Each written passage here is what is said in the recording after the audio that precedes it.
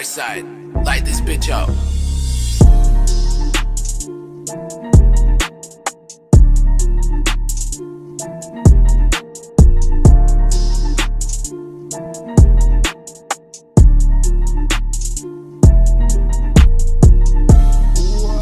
What is up, everybody? My name is James D. Fiore, and this is Blackballed.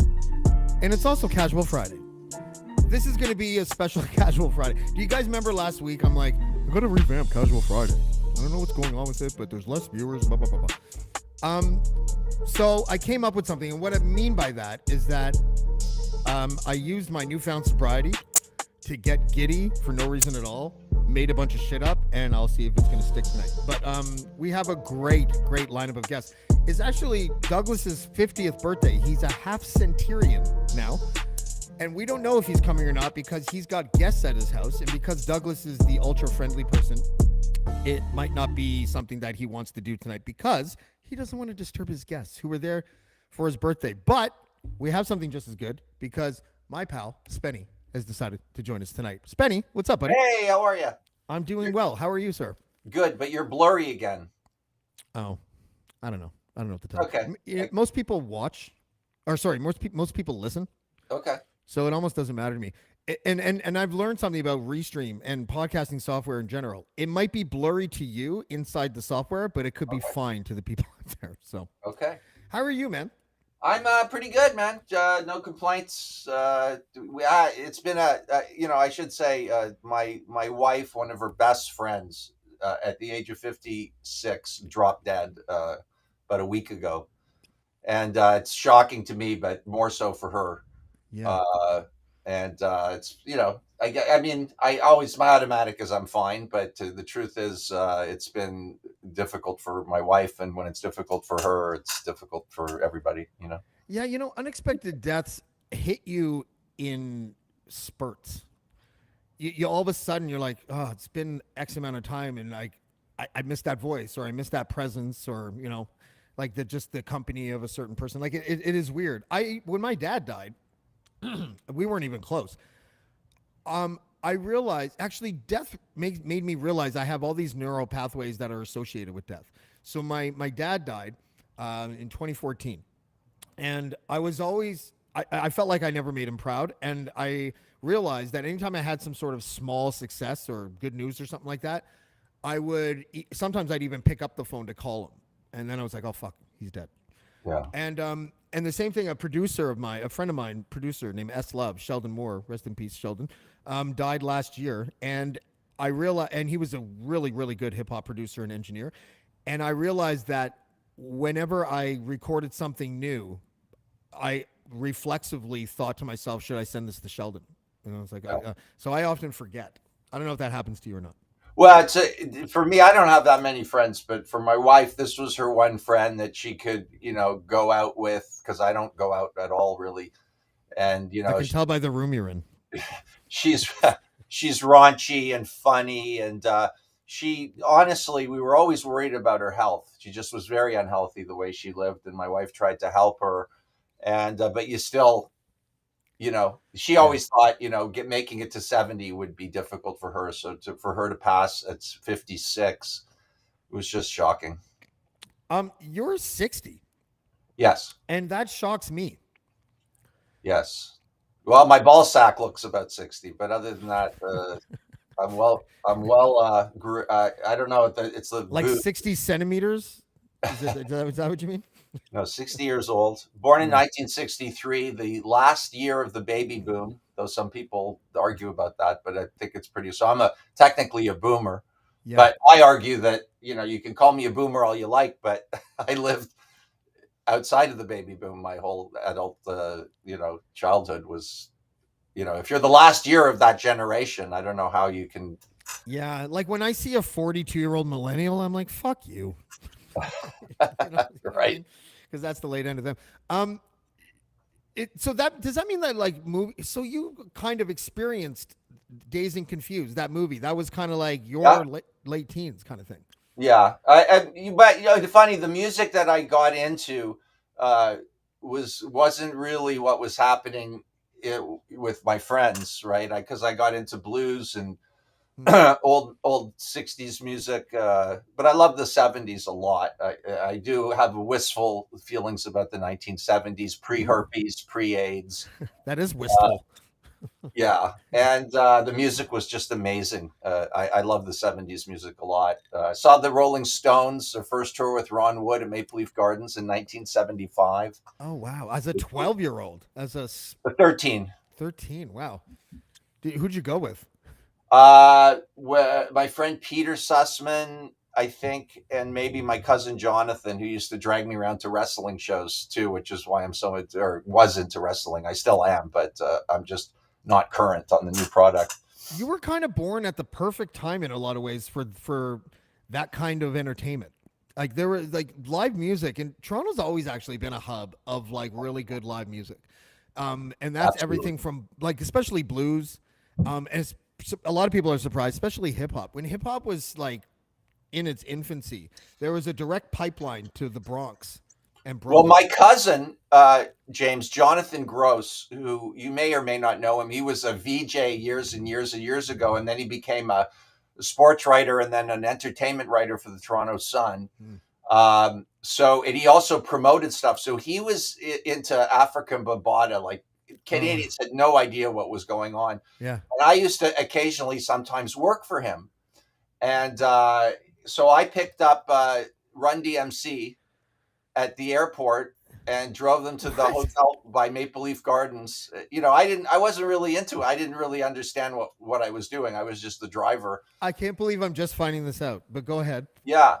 So he was much more connected to even Kenny is more into rap than I am, but I did have those experiences.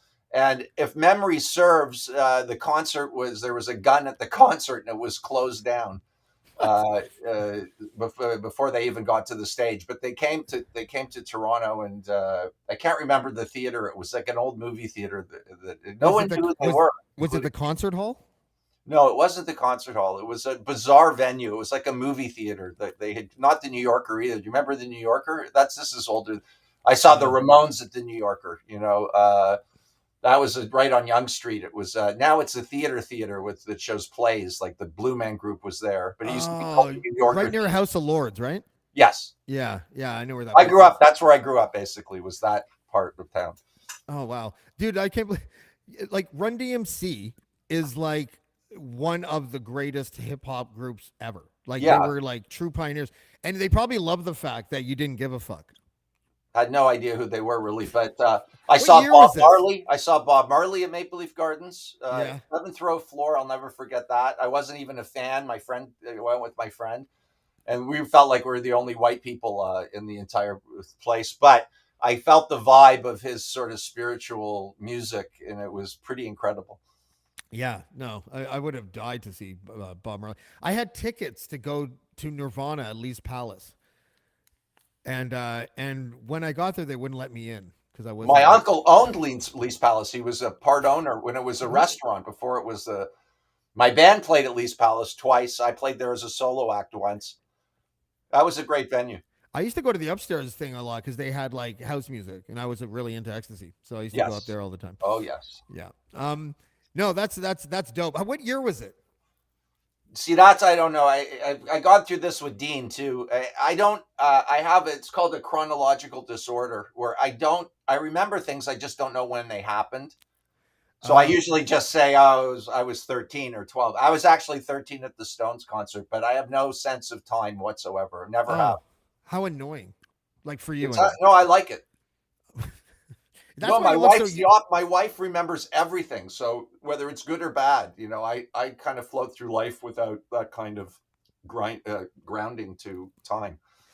Okay. Well, I guess that there are some advantages, I guess. Maybe that's why you're so youthful. We were talking about this off air a little bit, and I'm of the mind that, and I use the example with you of when I was young, I remember seeing pictures of like relatives and they were like 40 or 50 or whatever. Yes. And they just looked haggard. They always had like a stubby of Labatt 50 and their belly was sticking out and they had a really disheveled beard and their hair was long and they just looked like a transient or something.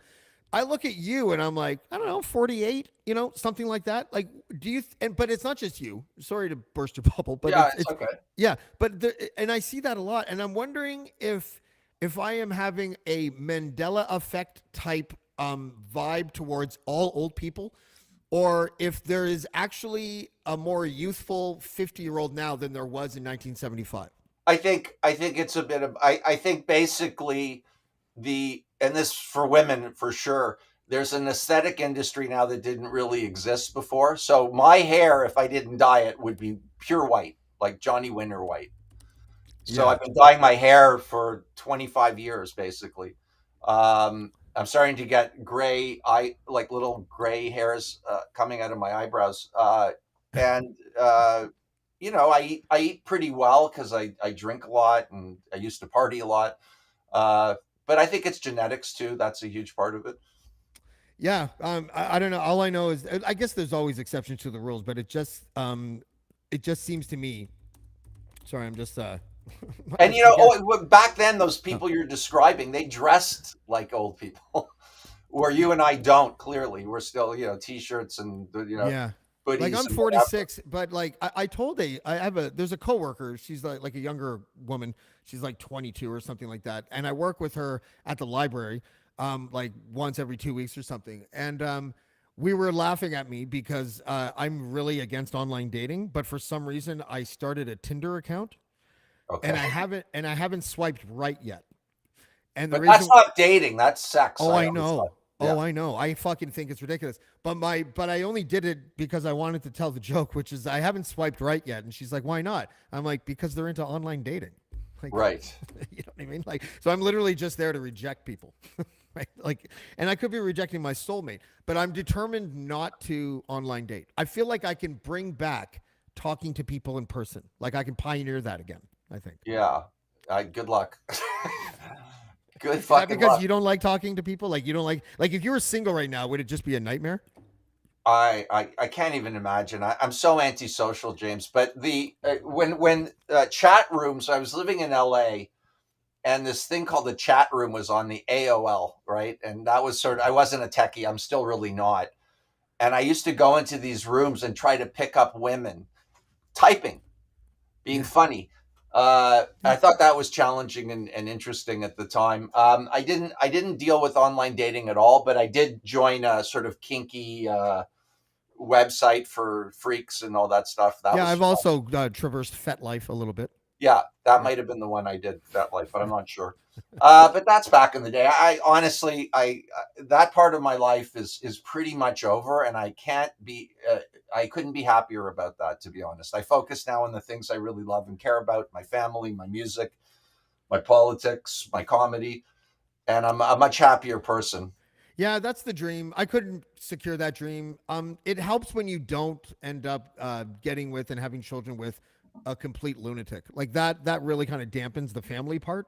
Well, that was my But first wife, so I, yeah, yeah. yeah, Yeah, it's weird. You know what I did? yeah, I'll spare you the details, but she left the family home, and we're kind of like negotiating the aftermath of all that right now. yeah. But she left a whole bunch of stuff, right? And my lawyer is like, "Well, technically that stuff's yours now. She'll have to take you to court to get that because she abandoned the family home or whatever." And I'm like, "Okay," and uh, and so I found a like I was going through stuff because I'm like I want to make it James's place now, right? So like I'm going through shit, and so I found a luggage thing of clothes, and I've been wearing her jeans, and they look really good on me. What And about she's her panties? no, well, not well, only on Fridays. Okay. But Casual Fridays. yeah, that's right. But no, but the thing is that I wore them. I forgot that I was wearing them, and she came to pick up the kids once, Yeah. and she's like, "Are those my jeans?" And I'm like, "Well, technically they're mine." Right? That's hilarious. Yeah, and I was kind of Well, mean about it. the Rolling Stones, who I'm a huge fan of, in the '60s and '70s, they would wear, and the Beatles too. They wore their wives' clothes a lot, which was looked like cool rock star clothes. Keith Richards did a lot. The famous Apple rooftop show they did, their last That's concert right. together. Yeah, I think George and Ringo are wearing their wives' coats, yeah. I mean, and they look great. I mean, it's just great. that was a lot of them did that back then. Like David Bowie could wear literally anything, and women were just like so sexy. Prince too. Yeah, Prince. Yeah, very, very. I mean, that's the whole, with what's going on with transgender and all that stuff. Like, so many of my heroes were, At least cross dabbling dressers. in all kinds of androgynous, weird stuff that it was fantastic. But Did you like glam rock? I like the New York Dolls, which I think were considered the original glam rock band. But I don't. You'd have to name bands. I Motley probably Crue. didn't. It's like, what? I consider Motley Crue glam rock. Yeah, I hate that stuff. Yeah, yeah, me too. Smoking in the boys' room made me want to never smoke again. Like it was like That was Brownsville Station, right? I don't know. Yeah, Is that an they album or didn't do title? Smoking in the Boys' Room was a band called Brownsville Station. I'm almost sure. Oh, so they covered it. Maybe. Okay. Smoking Yes, I in the think you're right. boys' room, and it was just like this is stupid. Like I hated Motley Crue. Maybe I hate him because my sister loved him so much. I hated them because, when I got into blues, I got into soul music, and I found that and people get mad at me, and heavy metal to a certain extent too. Just soulless music. Yeah, yeah. Doesn't have any soul. Keith Richards once said a great line about rap, and I'm not putting down rap people because I don't want to get killed. That is so racist. I know, but it's true. Anyways, so the reality is that he said that I don't want to be yelled at. I want to be sung to, which is kind of how I feel. I like music. I like musical things, like that little piano thing you played before I came on. Like that was beautiful. Yeah. That shout out to Lethal Needle, who's the person that produced that track. But yeah, no, I guess I mean, listen, I feel the way about mumble rap that a lot of like people that don't like hip hop feel about like really good hip hop. But I think it's because you want to be sung to, but rappers have cadences, right? So no, I'm not putting it down. Believe me. Okay. I got like my back got up there a little bit because now I want to explain to you why you're wrong. No, it's not. You can't be wrong. It's personal preference. There's like comedians that, Robin Williams is a great example of, I can sit here and tell you he's a genius, but I can also tell you he doesn't really make me laugh. Jack Black. I can name a bunch of very famous comedians that just don't make me laugh. It's all personal choice. No, I get it. No, do you think for the Robin Williams example is because in many ways you're an improv comic? No, I just didn't find him funny. He's very manic. So that his whole, and same with Jack Black. I don't really like the manic comedians, although I did love Sam Kinison. Yeah. I don't know why. It's nothing. It has nothing to do with them. It has everything to do with my personal taste in comedy. That's it. And it's the same with music and any art form, which is why I detest award shows and people who go, "What's the best band?" There isn't the best band. Yeah, I hate ranking too. I fucking hate it ranking. It's so stupid. It makes no sense. How was your tour been? Let's talk about that. Where were you in the last week or so? We just got back from 2 separate tours with 10 days in between, the Maritimes and the Atlantic. So Prince Edward Island, Newfoundland, Nova Scotia. First of all, the people out there are just the best. They're just the best, nicest, sweetest fucking people. They seem happy, and they really like Kenny versus Spenny, so that doesn't hurt. So it was great. It was a great tour. We had some lobster. We had a lot of seafood. Kenny's and I are both really into. He's a big foodie. I'm not so much. Was that picture authentic that I saw? I think I saw a picture of him eating lobster and you eating a hot dog. No, I was having a lobster roll. Oh, okay. So it comes in a hot dog bun, but it's because it looked like, I thought the joke was the juxtaposition. Like, I thought it was how much money each of you had. I thought. Well, he does have a lot more money than I do. I know. That's why I thought that. I think. Yeah, but and that's probably, but that I was actually eating lobster. I had one full lobster in the whole 10 days we were there. So what cities did you hit? Oh, come on. Well, Halifax. St. John's, New Brunswick, St. John's, Newfoundland, a couple of small towns. I don't know. Okay. You got the kind of act though, where you could go and do a show in like Toronto and Ottawa, Kingston, but also like head up to like Peterborough and probably sell out whatever place that you're doing, right? Like, yeah, we did well. Yeah, I mean, look, we have this big advantage that we had a TV show, right? So right away, if you're just a stand-up comic trying to get ahead, who never had a TV show. It's a lot harder to get a crowd, but we definitely have that fan base. And I would say anywhere from 80 to 90% of the audience are from the TV show, right? So Can I ask you a question? Because nowadays, like when you started your show, production was really expensive, and especially when you're going through a network. Each show probably cost $100,000 or something like that, whatever it was. Nowadays, you could probably do Kenny versus Spenny for a lot less than that. I was wondering if you've ever thought of a reboot, or if you would no, ever consider one. it's very expensive. I mean, obviously, because I was in the industry, I know what it is, and you know, But it's to do it properly. It's very expensive. There's no way around it. You can't shoot our show the way we did it with iPhone cameras. We had full on crews. Each of us had a crew. We had producers, a production office. We had 3 editing suites going at around the clock. Then you've got mixing. You have to mix. It's very, very expensive to produce now our show's low budget relative to the Queen, that Netflix does, obviously. But I don't see a way that we could do the show cheap. Period. really, okay, Not well, like that. And the live show, we don't compete or do anything like that because we don't yeah. have the access to the props and all the different locations that we had in Toronto. And we didn't really have permits, so we were like a guerrilla. So And we it was were a still low budget show, but it's still you weren't overstaffed. Like it feels like a show like that would have like 8 to 10 people.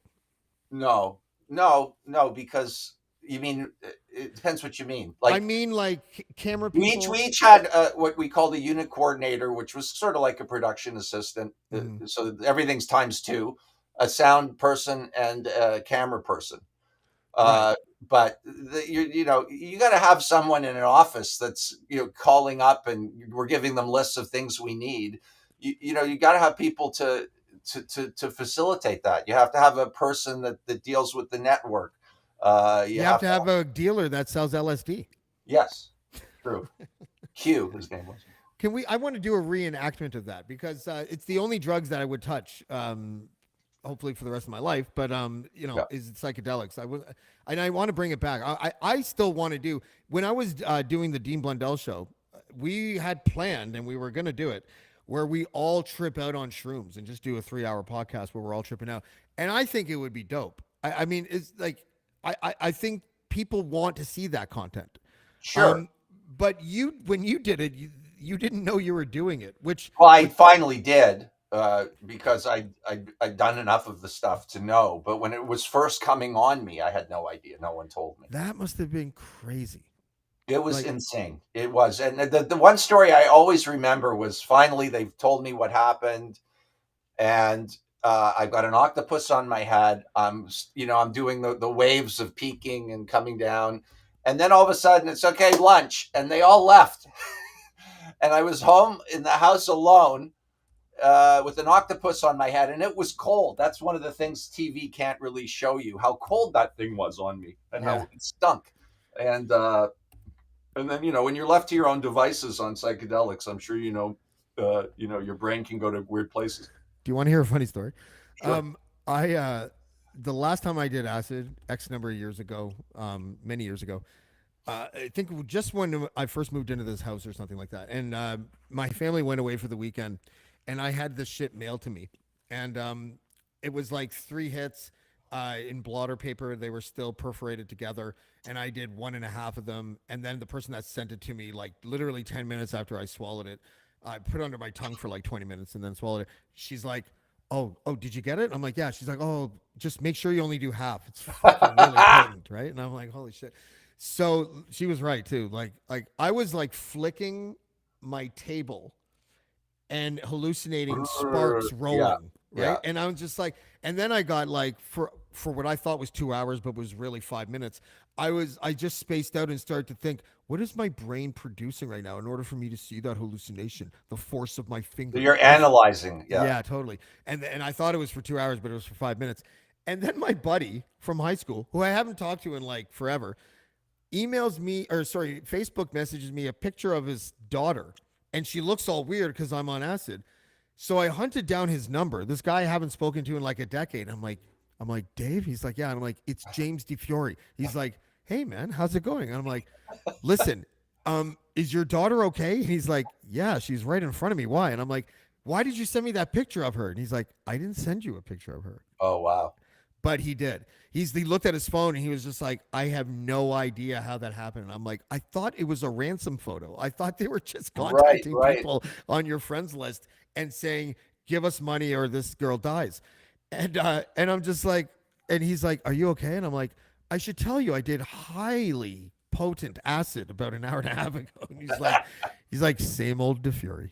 Yeah. That's what he said. The best acid I ever did, and I'm not encouraging it, is in LA, California. It was just far and away, the quality of it was something much different than I was doing in Ontario, Canada.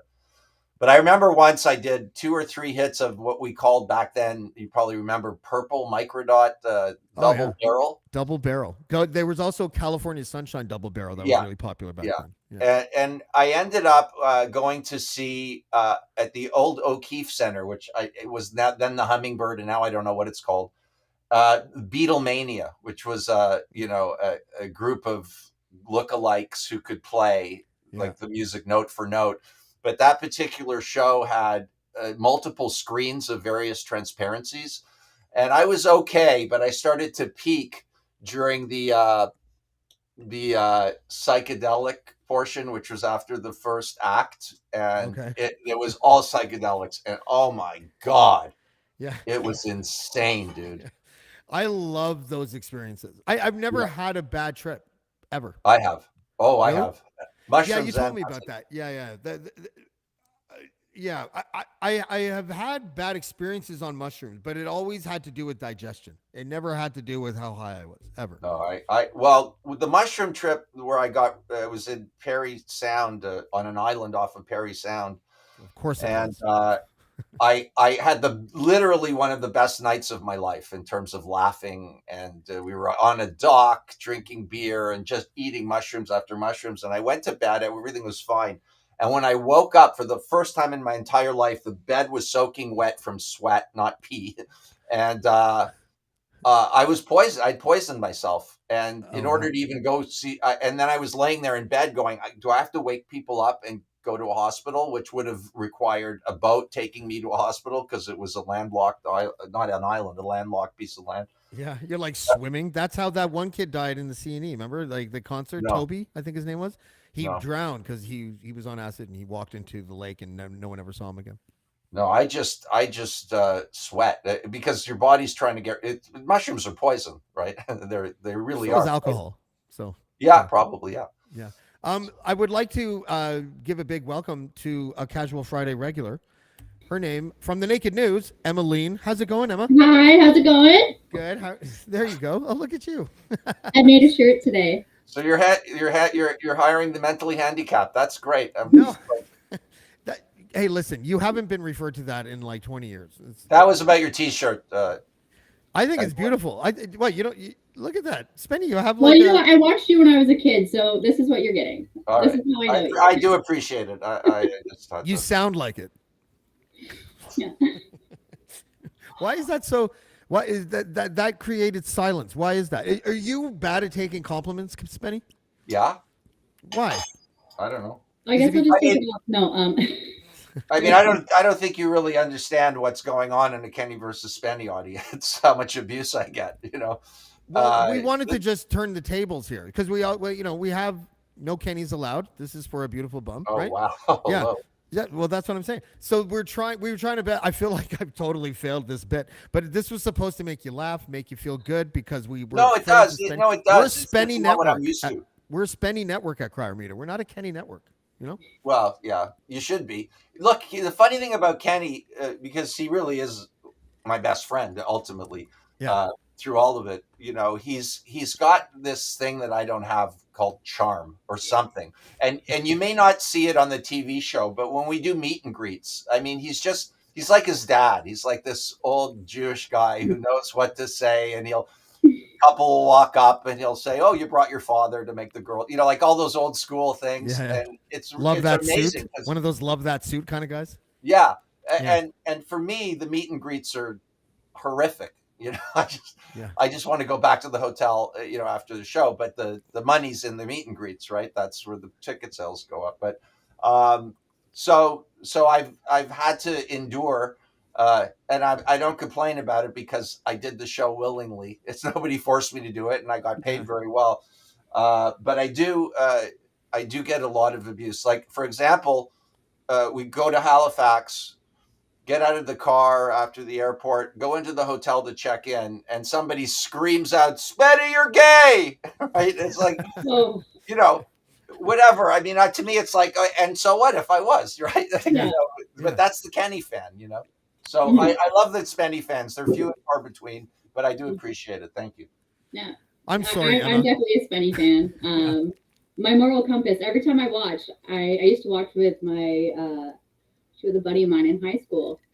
And I don't know, I actually used to I know it's for the show and everything like that, but I was always like, Kenny's cheating. Like, he's absolutely cheating. Like, that's not cool. So I'm always, I was like, But yet, if he didn't, right? If he didn't, there'd be no show, right? I know, and it's the yin and yang. It's a It's a symbiotic yin and yang. relationship, right? But Exactly. I was rooted for you. So. How's it going, Emma? How are you doing? I'm okay. I'm back home. Yeah. I had a bit of a health issue. Turns out I'm allergic to something. Didn't know what it was, and almost died the other day. So, Oh, that was fun. both of you What guys happened? opened Tell us with what death happened. tonight. Yeah. What happened? I was laying on my couch, fell asleep, woke up. My throat felt like I was having a really good time without having a great time, and I got up, had a sip of water, couldn't swallow it, which again, something that never happens to me. And I called 911 and ambulance came. Long story short, I went into anaphylactic shock in the ambulance and spent a good 14 hours in the hospital. So Did they give you what are they called? The epinephrine, and I've got Adrenaline? the Yeah. EpiPen handy, and Oh wow. Do you know what you ingested that made it happen? no idea. I know I have an allergy to eucalyptus, but I don't really eat eucalyptus. I know, it's the weirdest thing. Were you sleeping with a ginger? I'm just kidding. No, no gingers allowed. Right. No, I honestly, I don't know what it was. If it was eucalyptus, it's through whatever contact, I had throughout the day. I was just at the Naked News Studios in the morning. And then I also had some fudge with Brazil nuts in it. I've never had a Brazil nut before, but I'm fine with other nuts. So yeah. I'll be seeing an allergist. But you're lucky. I know people that have died from those kinds of things. Well, and that was the thing is at one point I thought I was dying. I literally, just before passing out, I just remember thinking, like, I'm not going to be able to say goodbye to my kids. It was the most terrifying and heartbreaking moment of my life. And but it really kind of reset my brain. Like, today is like I'm sticking to fruits and bagels, like things that I know that I'm safe to eat, because I am terrified. Yes, I am eating carbs. That's okay. Get I off my think that's back. good. I talked to you about this earlier today, and I'm sorry that you went through that, first of all. Second of all, the way that when you told the story to me, you kind of, in a way, you credited one of the paramedics with kind of saving you, right? Because you were like, absolutely. Yeah, tell us about that. So I was about to send the paramedics away. When they came to the house, like I felt like I was overreacting. I felt doom. There was just this overwhelming sense of doom. And I was worried about wasting their time, middle of the night. And I remember saying, like, is this like, I should just wait here. I'll wait it out. And the paramedics, like, no, like, I need to take you for observation. Please just let us take you for observation. And the way that he said it, it really he took away my choice really to say no, but in a very polite way. And if it was not for him, I honestly think, not to be a Debbie Downer, I honestly think my kids would have woken up to something quite horrific the next morning. So wow. Well, I'm glad you're okay. We're all glad you're okay. So and that's the message. I talked about, I don't know if you were listening before, my wife and I lost a friend, and she literally had a doc to go to the doctor because she wasn't feeling well 8 hours after she died. Oh no. She had an appointment. So if that happens, go see go see Yeah. someone. In my first Absolutely. panic attack, I thought I was having a heart attack, and I walked up to my wife and I'm like, I think I'm having a fucking heart attack, and she didn't look away from her phone and said, "So, do you like want me to call an ambulance?" That's a true story. Let's welcome to the show, back to the show, Jenny, Miss Jenny Gray. How are you? Hi. Uh, I've had issues. I'm telling you. I don't think anybody wanted me on tonight. I was connectivity issues over at my job and You're not driving supposed to talk home. about And that. You're just supposed to be traffic like, lights, "Hey, how's it everything was- going?" Hey, we're I'm here. We're happy. I'm here. Yay. Me. Yeah. I'm good. Actually, you know what, Spenny? Yeah. Spenny, I'm Jenny. Nice to meet you. Nice to meet you. Ooh. Jenny I had a versus sign Spenny. and everything like set up at my job, and like I don't have it, so there's no sign behind me. It's just my bedboard. But like, hey, you know, That's a big bedboard. yeah, right, yeah, it's totally a big bedboard. Yeah, That's not a wall. That's a no, bedboard. this is a bedboard. This right here, right here. Oh yeah. Oh. So that's what we tie you up to. Okay, got Yeah. it. Yeah, Wow, you know it. that's nice. Yeah, I've been a big fan of Spenny's like since like the early 2000s with Kenny versus Spenny. Like honestly, I always rooted for you, Spenny. Yeah. I fucking hated Kenny. Like honestly, me and my husband at the time, we always rooted for you. And I almost feel like the spin of the show was always that you were like just the guy that always had to just lose, and I hated that.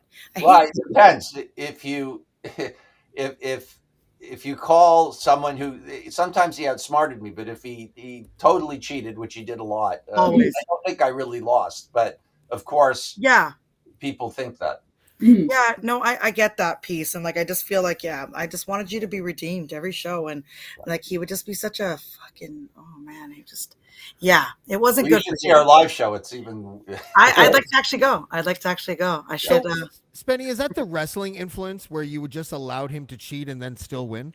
Is that No, not really. It was and still win. I didn't know a lot of times how he cheated, and if I spent my time trying to figure that out because I knew him and I know what he's like, there wouldn't have been a show either, Mhm. right? So my job basically was to be the everyman or every woman that would just do what a normal person would do in a competition like that, which is basically how I handle life. So it's not a stretch for me. But yeah. You and Kenny are a good metaphor for left and right. The right online, especially, and you'll find this out when you like look at like Tim Pool, Dave Rubin, I know those guys. to a certain extent. What's his face? The British guy there was in Arthur. Oh, Dudley Moore. No, the remake, the reboot. Oh, I didn't know there Russell was- Brand. So these guys woke up because these guys were all pretty noted progressives, and then they woke up one day and they realized that if they criticize the left, mega audiences will flock to them. So right wing audiences are really loyal, and left wing audiences not so much. I think that if you actually really polled the audience of Kenny versus Spenny, like the people that really watch the show, I think your audience numbers would be roughly the same about who's rooting for who. But it's just that Kenny type fans are more likely to express that online through likes and follows and that kind of stuff. No, a couple of things. He's got lots more followers than I do, which is because he's liked more than me. But most importantly, because he started 5 years before I did.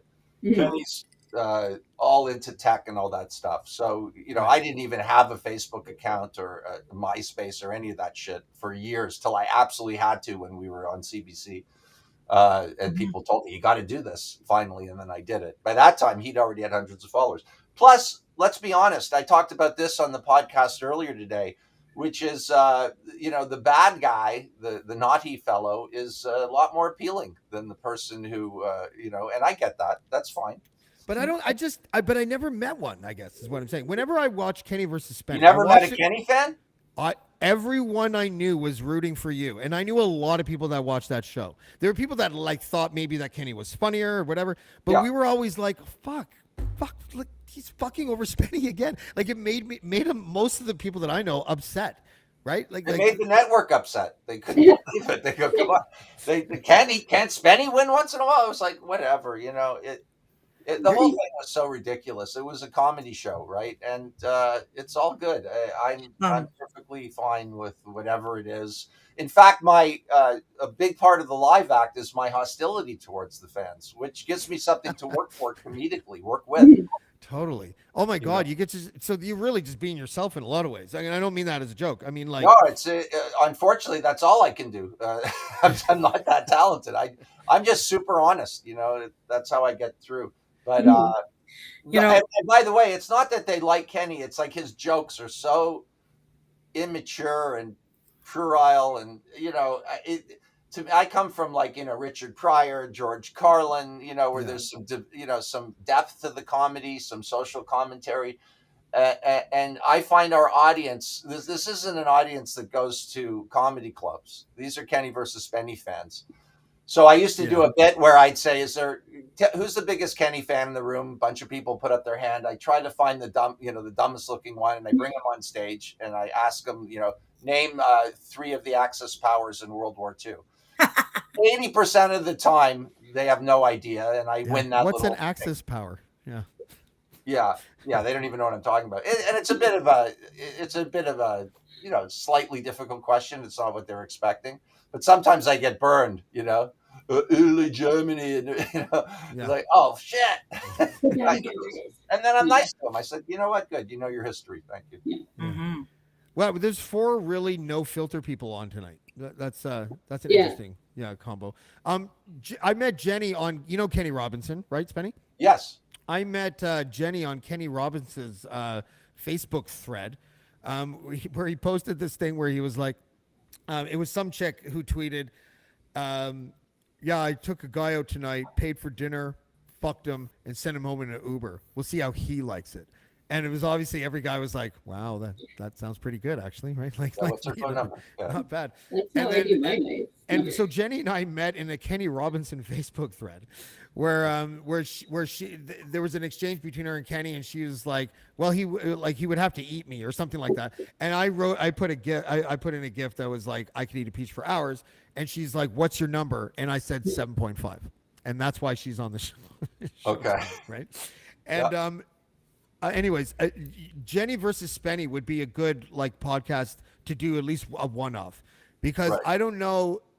I think you guys would. You're total opposites, but I think you would mesh. Jenny, that would be a dream job for you, I think. Yeah, you know what? Like I said, I admire Spenny, and funny enough, actually, I work in a shelter on Sherburne, right across the street from where you guys filmed that show.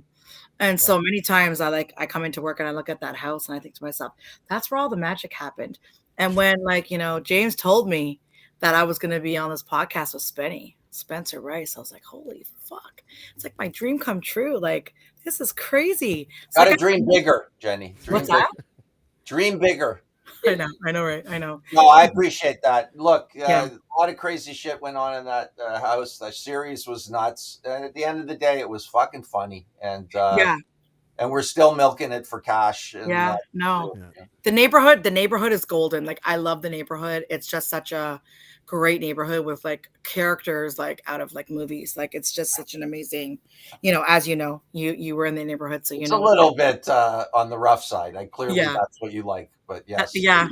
Crack addicts, prostitutes, rehab centers, Dundas and Sherburne was considered the most dangerous corner in all of Canada. It was back then. Wow. Absolutely. Really?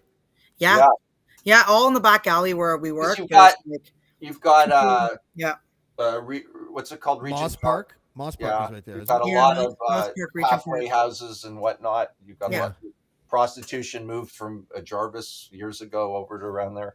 Yeah. Oh no, the prostitutes are still very much on Jarvis. When I worked at Oasis, the Hooker Harveys is still there. No, it's not Hooker Harveys. It's Horvies. Horvies. Oh, that's brilliant. I love that. Horvies. In 1999, I lived at Bloor and Lansdowne, which I thought was really rough. That's a rough part. Yeah. The crack dealers have this weird system there. So if you walk from I used to walk from, I used to go pick up my drugs at Dufferin and Bloor, and then walk from Dufferin and Bloor to Lansdowne and Bloor, where I lived in this big studio apartment or whatever with this couple that were crazy. And when I would walk back, it would be all I would hear is this. And if you look over, it'd be a crack dealer, and he'd be like, "You looking for some rock?" It's like, no. And then you get to the next one, and it's like, right? Just a different whistle, but kind of the same. And you look over, and it's you looking? No, man, no, I'm looking. And And it near was the legendary House of Lancaster, if you remember that place. I went to that place. No, I went to Yes, I know. Paradise, Yes. and that place was weird. I went into that place. She's in her underwear. Did you notice that? Yeah, I did. Remember? Okay. This was It's taken. casual Friday. This was taken. Sure is. This was taken moments before we went on the air. No Kenny's No allowed. Kenny's allowed. Which I love. I don't know. The bit fell flat. I guess I didn't deliver it right. But Spenny was literally My like only this. problem with that underwear is there's no apostrophe for the S. There is. Oh my god. There is. There There is an apostrophe. No, there isn't. Oh no, it fell off. It fell off. Oh my god. Fucking Spenny. She tried, but when Spenny saw the shirt and I posted a picture, he went like this, Jenny.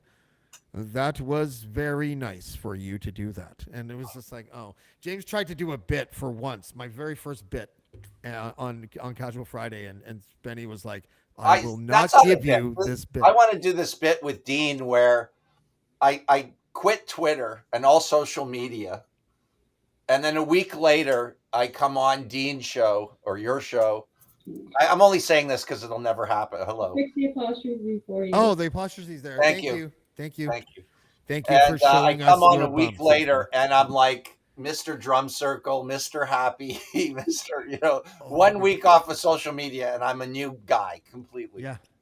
That's a bit. That's the stuff that Steve Martin used to do on the Tonight Show. All right. You don't have to be so mean about my lack of bit writing experience. Now I can't use my TikTok one. I was gonna do a TikTok where it's I'm done with social media. I'm completely done, and then black screen, and then like 2 seconds later, be like, oh my god, that was the longest 2 seconds of my life. Yeah. Also Jenny, like with all due respect, you were supposed to have I Love Spenny on your tits as well. I was, but like I was just so frazzled from work. I couldn't even I don't know. Like I guess I could write it now. Yeah, maybe I could write it right now. You can't talk about the bit. You just got to do it or not do it. Like I know. What do you feed those things? Look at those. Right. What do you feed those things? Special diet. Yeah. Special diet. Cream pie diet. Yeah. Cream pie diet. Do women look for bras where it looks like they have their elbows in all the time? Is that the idea? I don't know. No, I did a pilot called Good Girl, Bad Girl when I was living in Los Angeles. And I had two wonderful comedians. One of them's married to Kevin Nealon. She's been on poor woman. Curb Your Enthusiasm. And they were both flat chested. And you girls know what they're called. They're these things. They stick on the side and they give chicken cutlets. The cutlets. Yes. Cutlets. That's right. They're unbelievable. I know. Yeah. I know. I used to make fun of my ex-girlfriend, who's actually one of my best friends. I'm going to talk about that in a bit, actually, because I got an online dating profile, and I think I figured something out. But are you on Tinder? Are you on Tinder now? Stop talking, because I don't want to talk about it yet. But she would come home after a long day of serving, and just literally pull out the cutlets and throw them. She hated them so much, and I used to make fun of her because one of her boobs was bigger than the other. And I was like, you only got one cutlet? Oh, right. I don't even understand the physics of it, to be perfectly honest, because it's just the bra is size for a B, but when you put the cutlets in, it's like you got C tits and a B bra, and so it just lifts. Yeah. It kind of pushes it together. Before I had mine surgically implanted, my cutlets were always in my bra. So yeah, that's right. Cutlets are good. We have I think Douglas is trying to get in here. Oh, he's gone. Okay, so Douglas will be trying to get in. Jenny, we're going to say goodbye to you in about 5 minutes, but I want you to tell me the craziest thing that happened today at your job, because your job, you're a hero. Social worker. Are you a social worker? Mm-hmm. Yeah. You're right. That's heroic work, 100%. Mm-hmm. Yeah. Can you give me I'm not looking for any suffering story, whatever. Could be a happy. But just give me something, because I know that where you work, it's a daily basis over there, right? Yeah. A heartwarming story.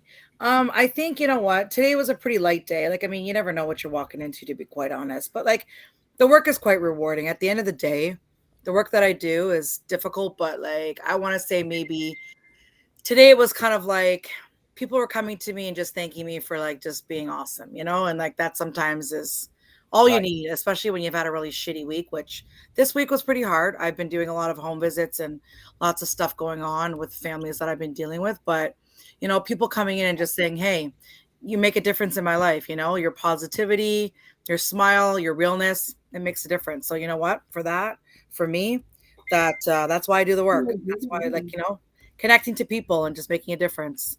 But Well, yeah. that's. I think it's dope, and I told you this last week as well. I love how you have no filter. I think that probably makes you more authentic to the clientele or whatever they're called. That come into Yes. the Yeah. come into the shoulder. You know, like better to deal with you than a nurse. What was the one flew from the cuckoo's nest nurse? Hatchet or whatever her name Ratchet. was? Yeah, Ratchet. Catch it. you know, you never want to Nurse deal with that. Ratchet. I had a good experience when I was in the hospital too. There were people that were like, there were a couple nurses that were a little standoffish, but there was one nurse that had a personality type like you. Like she would drop F-bombs in the middle of me talking about my medication, like it was no big thing. And I was like, oh, that's so refreshing. Like, I Yeah. haven't heard. That's I why haven't all the heard. rehab people are ex-addicts, right? Because they know. Yeah, Mhm. that's right. Are you Actually, you know what? Funny story. Actually, before I left, my boss checked in with me, and I was showing him the guy that I was going to be like meeting this weekend, and actually showed him a few of my like dates that I've been on, and there's a guy that looks just like my boss. So I showed him a picture of this guy, like a younger version of him. I'm like, does this guy look familiar to you?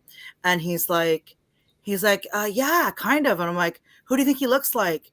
He's like, he looks like a guy that I know. I'm like, has anybody ever said that he kind of looks like you? And he's like, no, actually. I'm like, yeah, all of our coworkers think he looks like a junior you. And I'm like, what do you think about that? And he's like, did you go out on a date with him? I'm like, yeah, I fucked him actually. And I'm like, I called him like your name, but junior on it. And he just gives me this look like as if to say like, why do you didn't wanna you fuck fuck me? right, do you want to Yeah. fuck me? And I'm like, it was really fun. It was really funny. Like you had to be there. His face just dropped because he's my boss. So like he can't, you know. So it was priceless. Wow, you're really like messing with that power dynamic there, aren't you? Too much. Yeah. Make him go down on you. You know, just fucking really reverse that shit. You know, And while he's down there, ask for a raise. Yeah. Do a power move. and Yeah. make him do the bad joke where he shows you his dick. You want a raise, do you? God. See if you can Oh my manipulate God. that out of him. Jenny, Yeah. thank you very much. I always love having you. We're gonna have you like as often as we can on Casual Friday. I really appreciate it. Thank you. Thank you. Thank you. Thank you, Nice to Jenny. meet you guys. Nice to Watch meet your you. show, Spenny. Have a good Thank night. Nice you. meeting Emmalene. Nice to meet you. Happy birthday, Douglas. Happy birthday. Hey, thanks so much. How are Hey, you? Thank Doug, you. Happy birthday. Douglas, have you and Spenny met before? Thanks, Spenny. You're welcome. Have you guys met? You have, right? Okay, good. Yes, we have. Yes, Douglas, it what was a did you total do for pleasure your too. 50th? What did you do for your 50th birthday? Because you're a half century, and you, like Spenny, suffer from the disease of looking younger than you really are. You know, at least in my opinion. Well, I that, think right, he's had a tonight few you look drinks old. or something. Tonight you look distinguished. I made a actually. I don't know. deal. Maybe it's because your beard matches your shirt. But go ahead. He made a deal with the Or devil. maybe, yep, I made a deal. Or maybe it's because the wall behind me is finally painted. That could be. That might Did that be. this week. Yeah, I did that this week. Been a pretty good day actually. A little cleaning, lots of cooking, because my beaver sweetie's birthday was 2 days ago. So it's we're two Taurians in this house. No butting And he's heads a at lot all. younger than None. you, isn't he? Isn't he a lot younger than you? 9 years. 9 years. 9 years. Significant. Yeah. You've been So, called her so significant. Does that automatically make you daddy if you ever go to that place? not automatically, no, because it's more of an energy thing. Oh, Mhm. is it? So it's more of an It's energy like- thing than a boy than an age thing. Typically, it goes with age, but it's more of an energy thing. So you know you have Yeah, people My that are in their fantasy was 20s that always older women. definitely have Sexual daddy energy. fantasies. Boys. Mine's always older men. What was that, No, Spenny? but then what happens is when you get at my age, the older women are like 80. Yeah. So Yeah, and not all of them are Martha Stewart. And but Yeah. holy Oh. shit, like there must have been a lot of airbrushing, right? Yes. Like there was.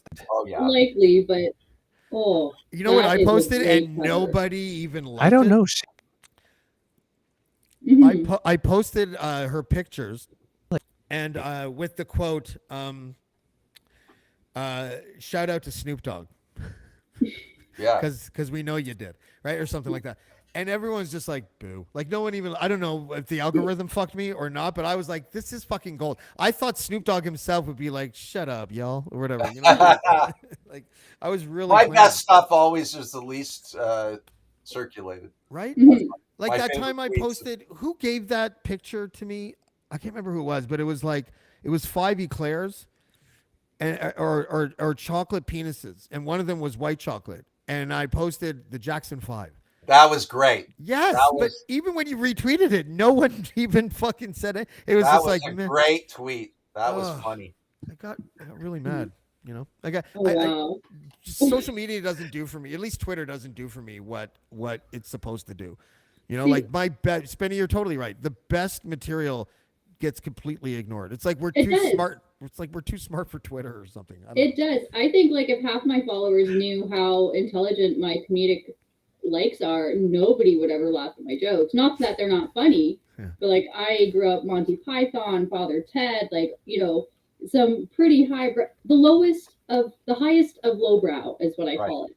Yeah. And so Yes. whenever I try and do stuff like that, never gets any results. And then, you know, I post something, oh, here's my face. Oh, it blows up. It's like, You know what it is? It's comedic illiteracy. I talk about it in our live show. This is why Kenny is such a hero, because his jokes are so like kindergarten level jokes. Yeah. Take my wife, please. Bukaka. Oh, right, But- right. Yeah. You have to have. I mean, Python is absolutely high end comedy done Yeah. in a low end way, but Yes. very highly Right. intelligent. yeah. And I blame, and I don't blame, I blame Will Ferrell, and I love Will Ferrell. Don't get me wrong, Mhm. but he made stupid funny, and that it seemed to me like he's the linchpin of that. You know, where the humor is just very stupid and it's very funny, but I think some of the more intelligent comedians suffered from an audience that can actually understand Mhm. iron. Would there be a Will Ferrell without a Chevy Chase? Oh wow. I don't know. You know Good what I mean? Because question. I thought Chevy Chase was sort of like my like I've never laughed at Chevy Chase. I laughed at like certain scenes in Christmas Vacation or something, but his stand up and his SNL shit, I was always like, you know? Yeah, I know. Mhm. But Will Ferrell makes me laugh. Like he's very funny. I'm just talking about the audience more than I am the performer. You know. I have that feeling about Dane Cook's audience. Yeah.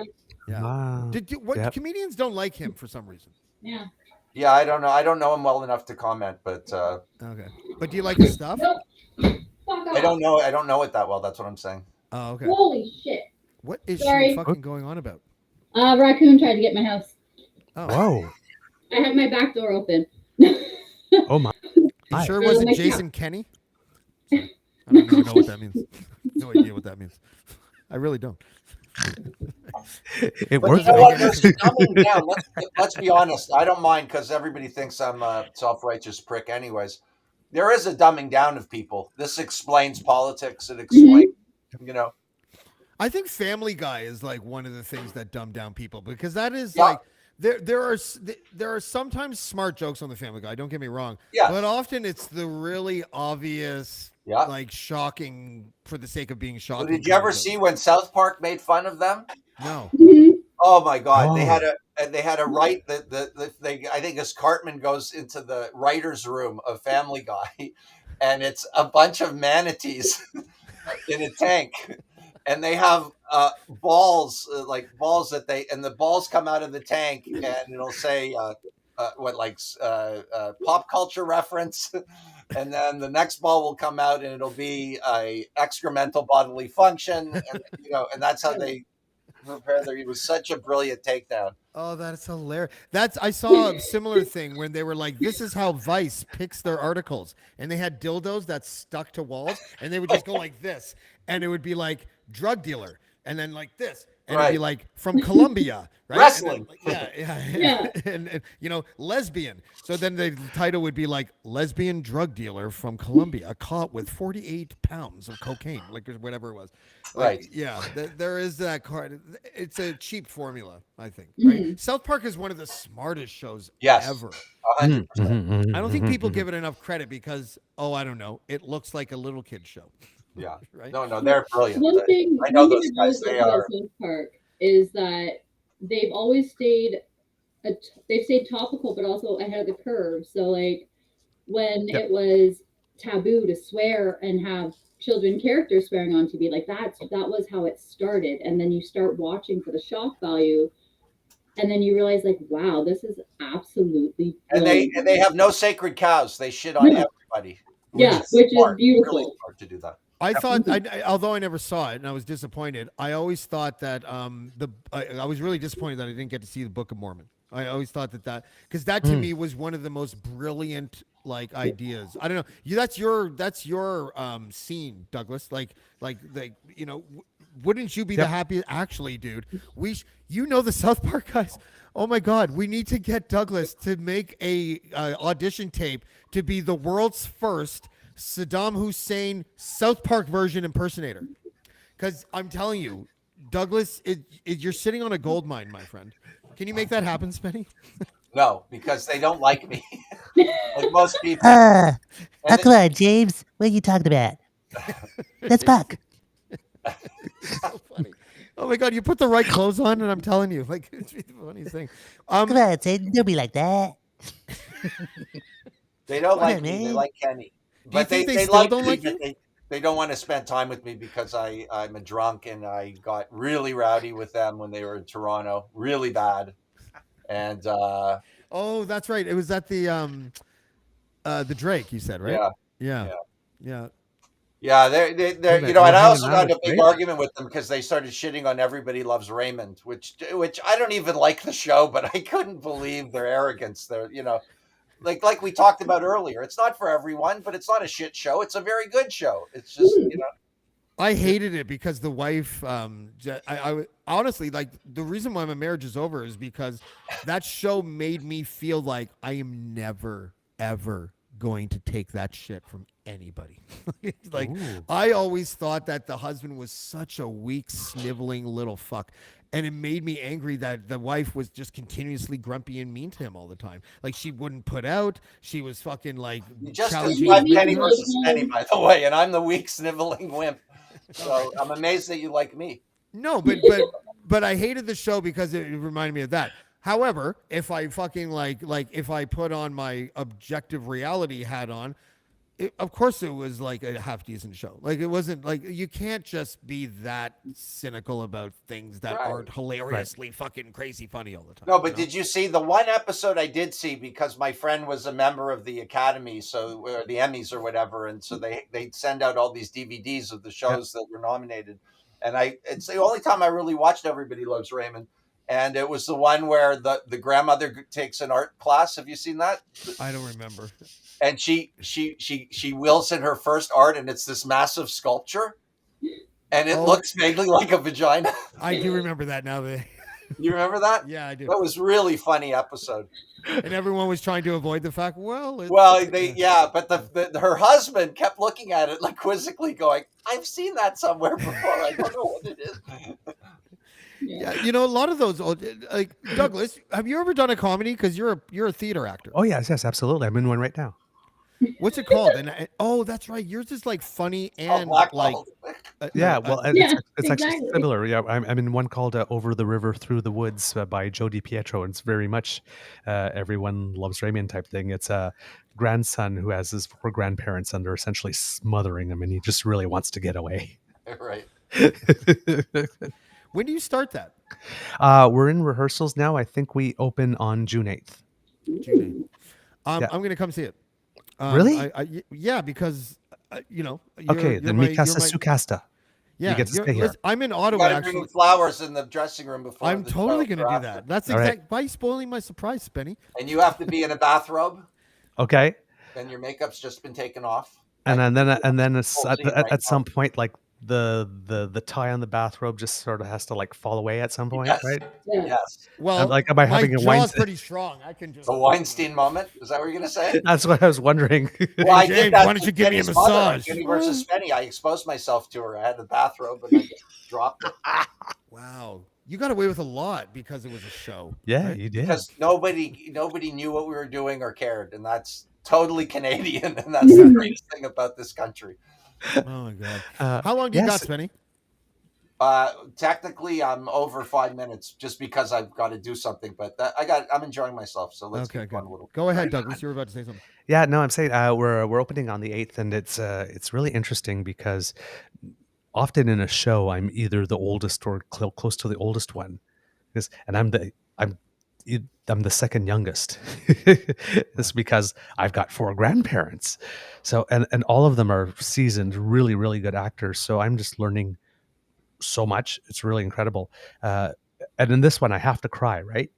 And normally, if I'm doing a show, if we have this one, we have about a 3-week run. We do Wednesday through Saturdays for over 3 weeks, and usually it's only about like close to the last show. I finally, where everybody gets, we were in a groove and everybody's got things going, and then I'll cry.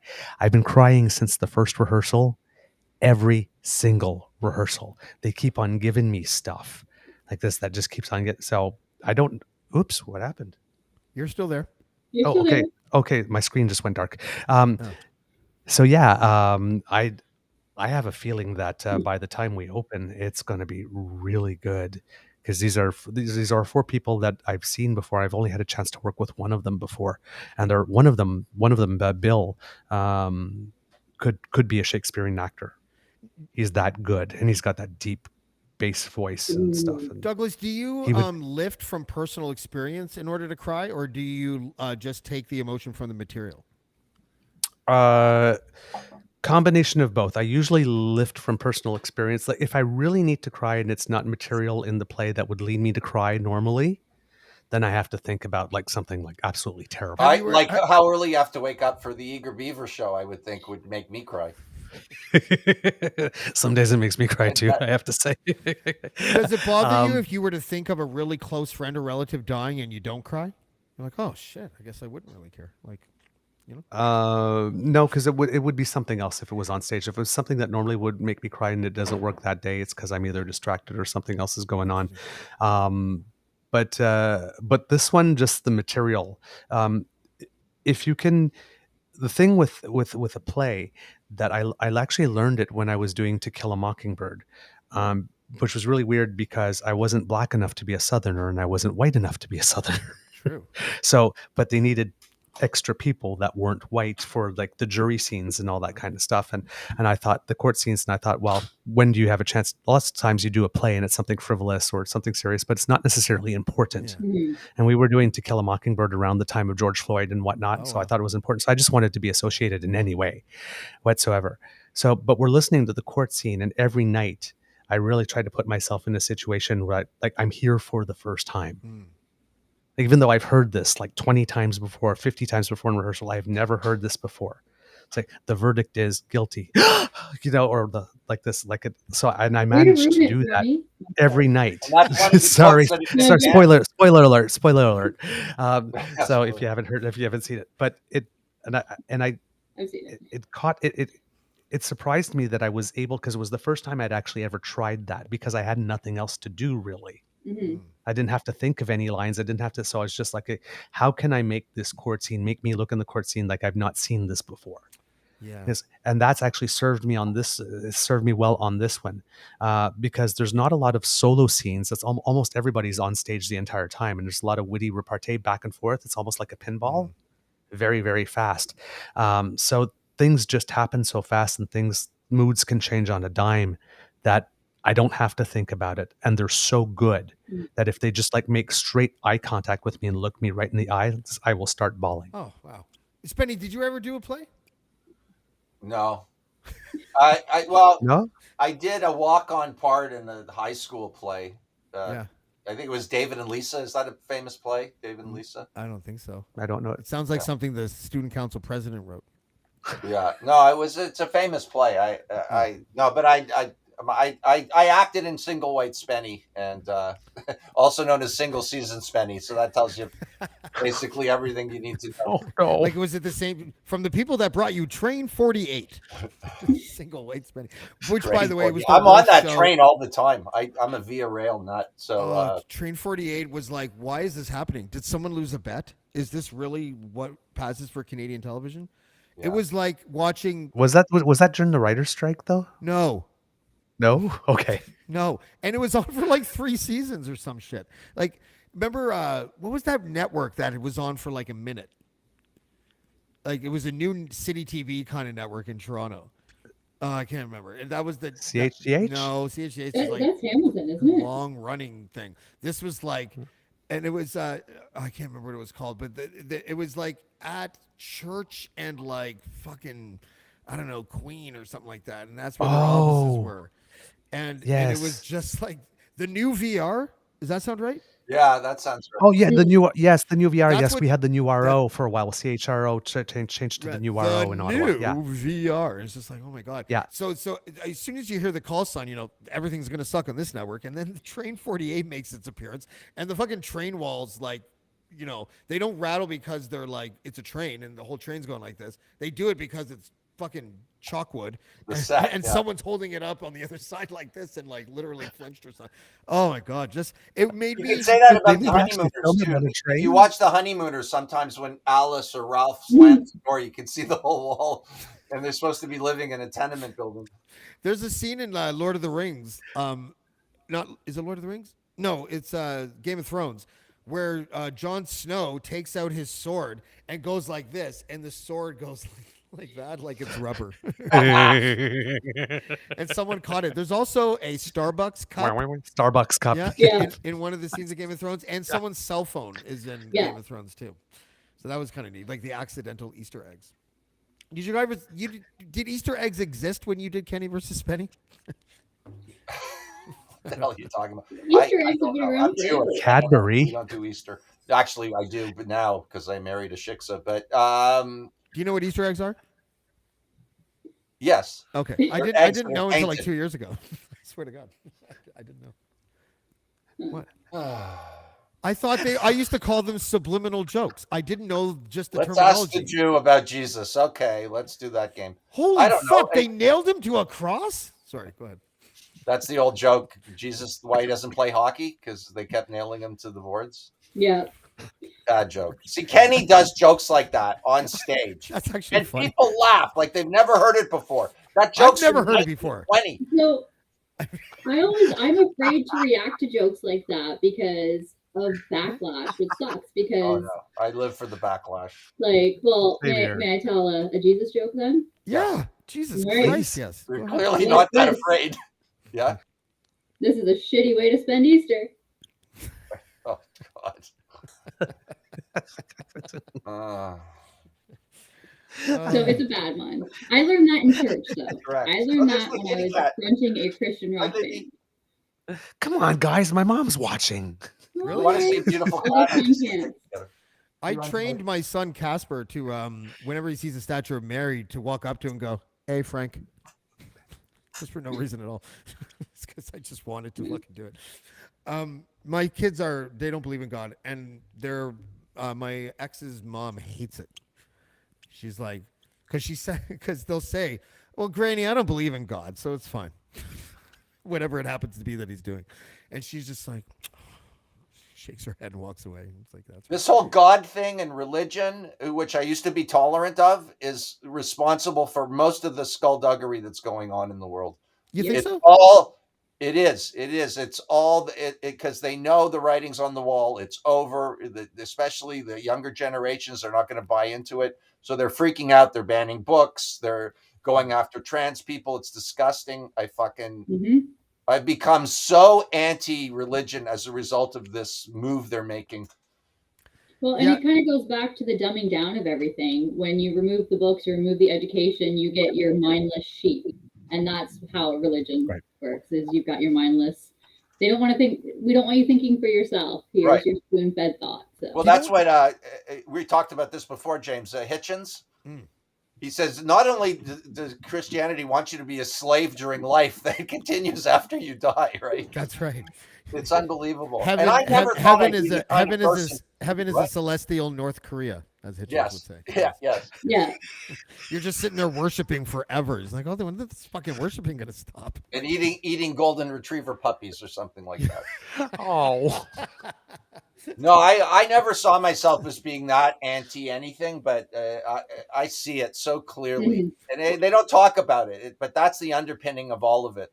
the weird thing is that conspiracy theorists used to be far leftists, and they weren't motivated by religion. When That's interesting. when the pandemic started, and there was all these people that didn't want to take the vaccine or whatever.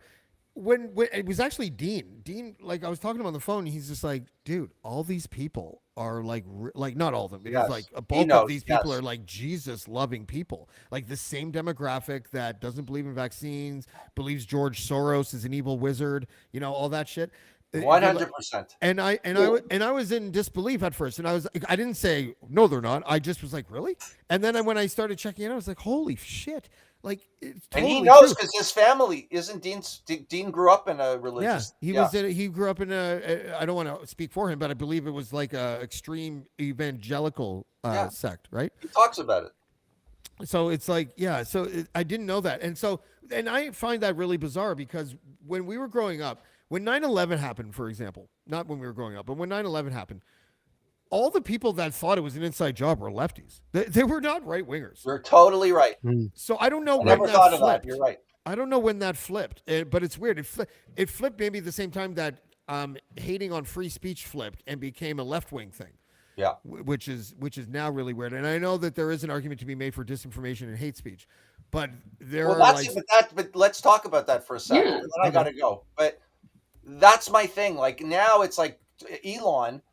It's all about this free speech thing. I just saw an interview with him where he did that pause. Have you seen that? Where he pauses for I 15 kind of like seconds? that. I kind of liked it because it fucked up the clip for them. But go ahead. Yeah, but it's just like you're right. What do you do with disinformation in a mass media that never existed before? Mhm. What do you do with it? You just say it's freedom of speech and everybody can be hoodwinked. I don't get it. I don't know the answer either. But Jesus, I don't know the answer either. I always go back, and I'm not name dropping, but he's the smartest person I've ever interviewed about this very subject. thank you very much. I appreciate you saying And that. when I asked Noam Chomsky about how do you fight bad ideas and disinformation, and he's like, the only answer is good ideas. Yeah. He's like, you can't ban speech because in 50 years. No, but that's not true. Chomsky said recently, in the last few years, that I don't know if it's canceling free speech, but it's okay if you put disinformation on the internet that you lose your account. Well, it seems that's like people different, have, though. That's different. It is different, but they've forgotten how to have a dialogue that is actually exploratory. So like you can have a misguided view, but everyone is so big into confirmation bias now. It's the grifters. Cannot get through the disinformation. Grifters, right? They're making money. You said it earlier. I can be a conspiracy theorist, and I've got this audience that's going to send me money. I mean, they all do it. Santos, they all are making money off of this stuff. I'll tell you. We say it on our show often. If you do the math, right? I mean, if you got 10,000 people that are willing to give you $10 a year for your CD or your book, that's $100,000. You're living well. Yeah. All you have to do is dupe 10,000 people. To give you $10,000, get them to part with $10,000. So say whatever. And in a planet of 8 billion like this, where everybody's connected and the world is flat, it's easier than ever now to find 10,000 people that'll keep you going. When I wrote for the Huffington Post, I wrote these 2 articles that were critical of the Toronto chapter of Black Lives Matter. And I don't want to name the company, but I had a company approach me and be like, listen, we'll hire you if that's all you do. Is like all of the things like criticize gay activists and black activists. Rebel News? No, it was an American outlet. Like they were telling me things like, if you join us, you'll get you'll probably end up getting like your first 3 months, you'll have like 250,000 people that will regularly consume your shit. And they were probably right, but I just was like, I can't. I don't believe in that, right? Like, and I'm annoyingly non-committal to anything. Right? Like, I need to be moderate. I don't like left-wing positions and right-wing positions. I just want to think for myself and just figure it out issue by issue. And I couldn't do it. I don't know what it would have translated into money. We never even talked about money, but they told me they wanted to hire me. They told me what my audience size would end up being. And in the first phone call, I was like, I don't think I could do that. I Lots wouldn't even. of people can. And I know. I know, and maybe I should have. Like, there's a part Yeah, of I me know. that's There's like, always that, right? yeah, like I could have made like a Yeah. few million Every by time the now. bills come in, it's like, Wrote an had a come to Jesus moment and become a moderate. Like I could have fucking planned this out better. Instead, here I am. With you All right, folks. James. I honestly have to go. Okay. I had a great time. Yes, thank you, man. You told me an hour, so we're an hour 20. I got to go. I appreciate that. Thank you. Good to see everybody. Douglas, Emily. Hi, yeah. nice to meet you. Be well. Nice to meet you. I love your T-shirt. Your underwear is Thank great. you. Thank you.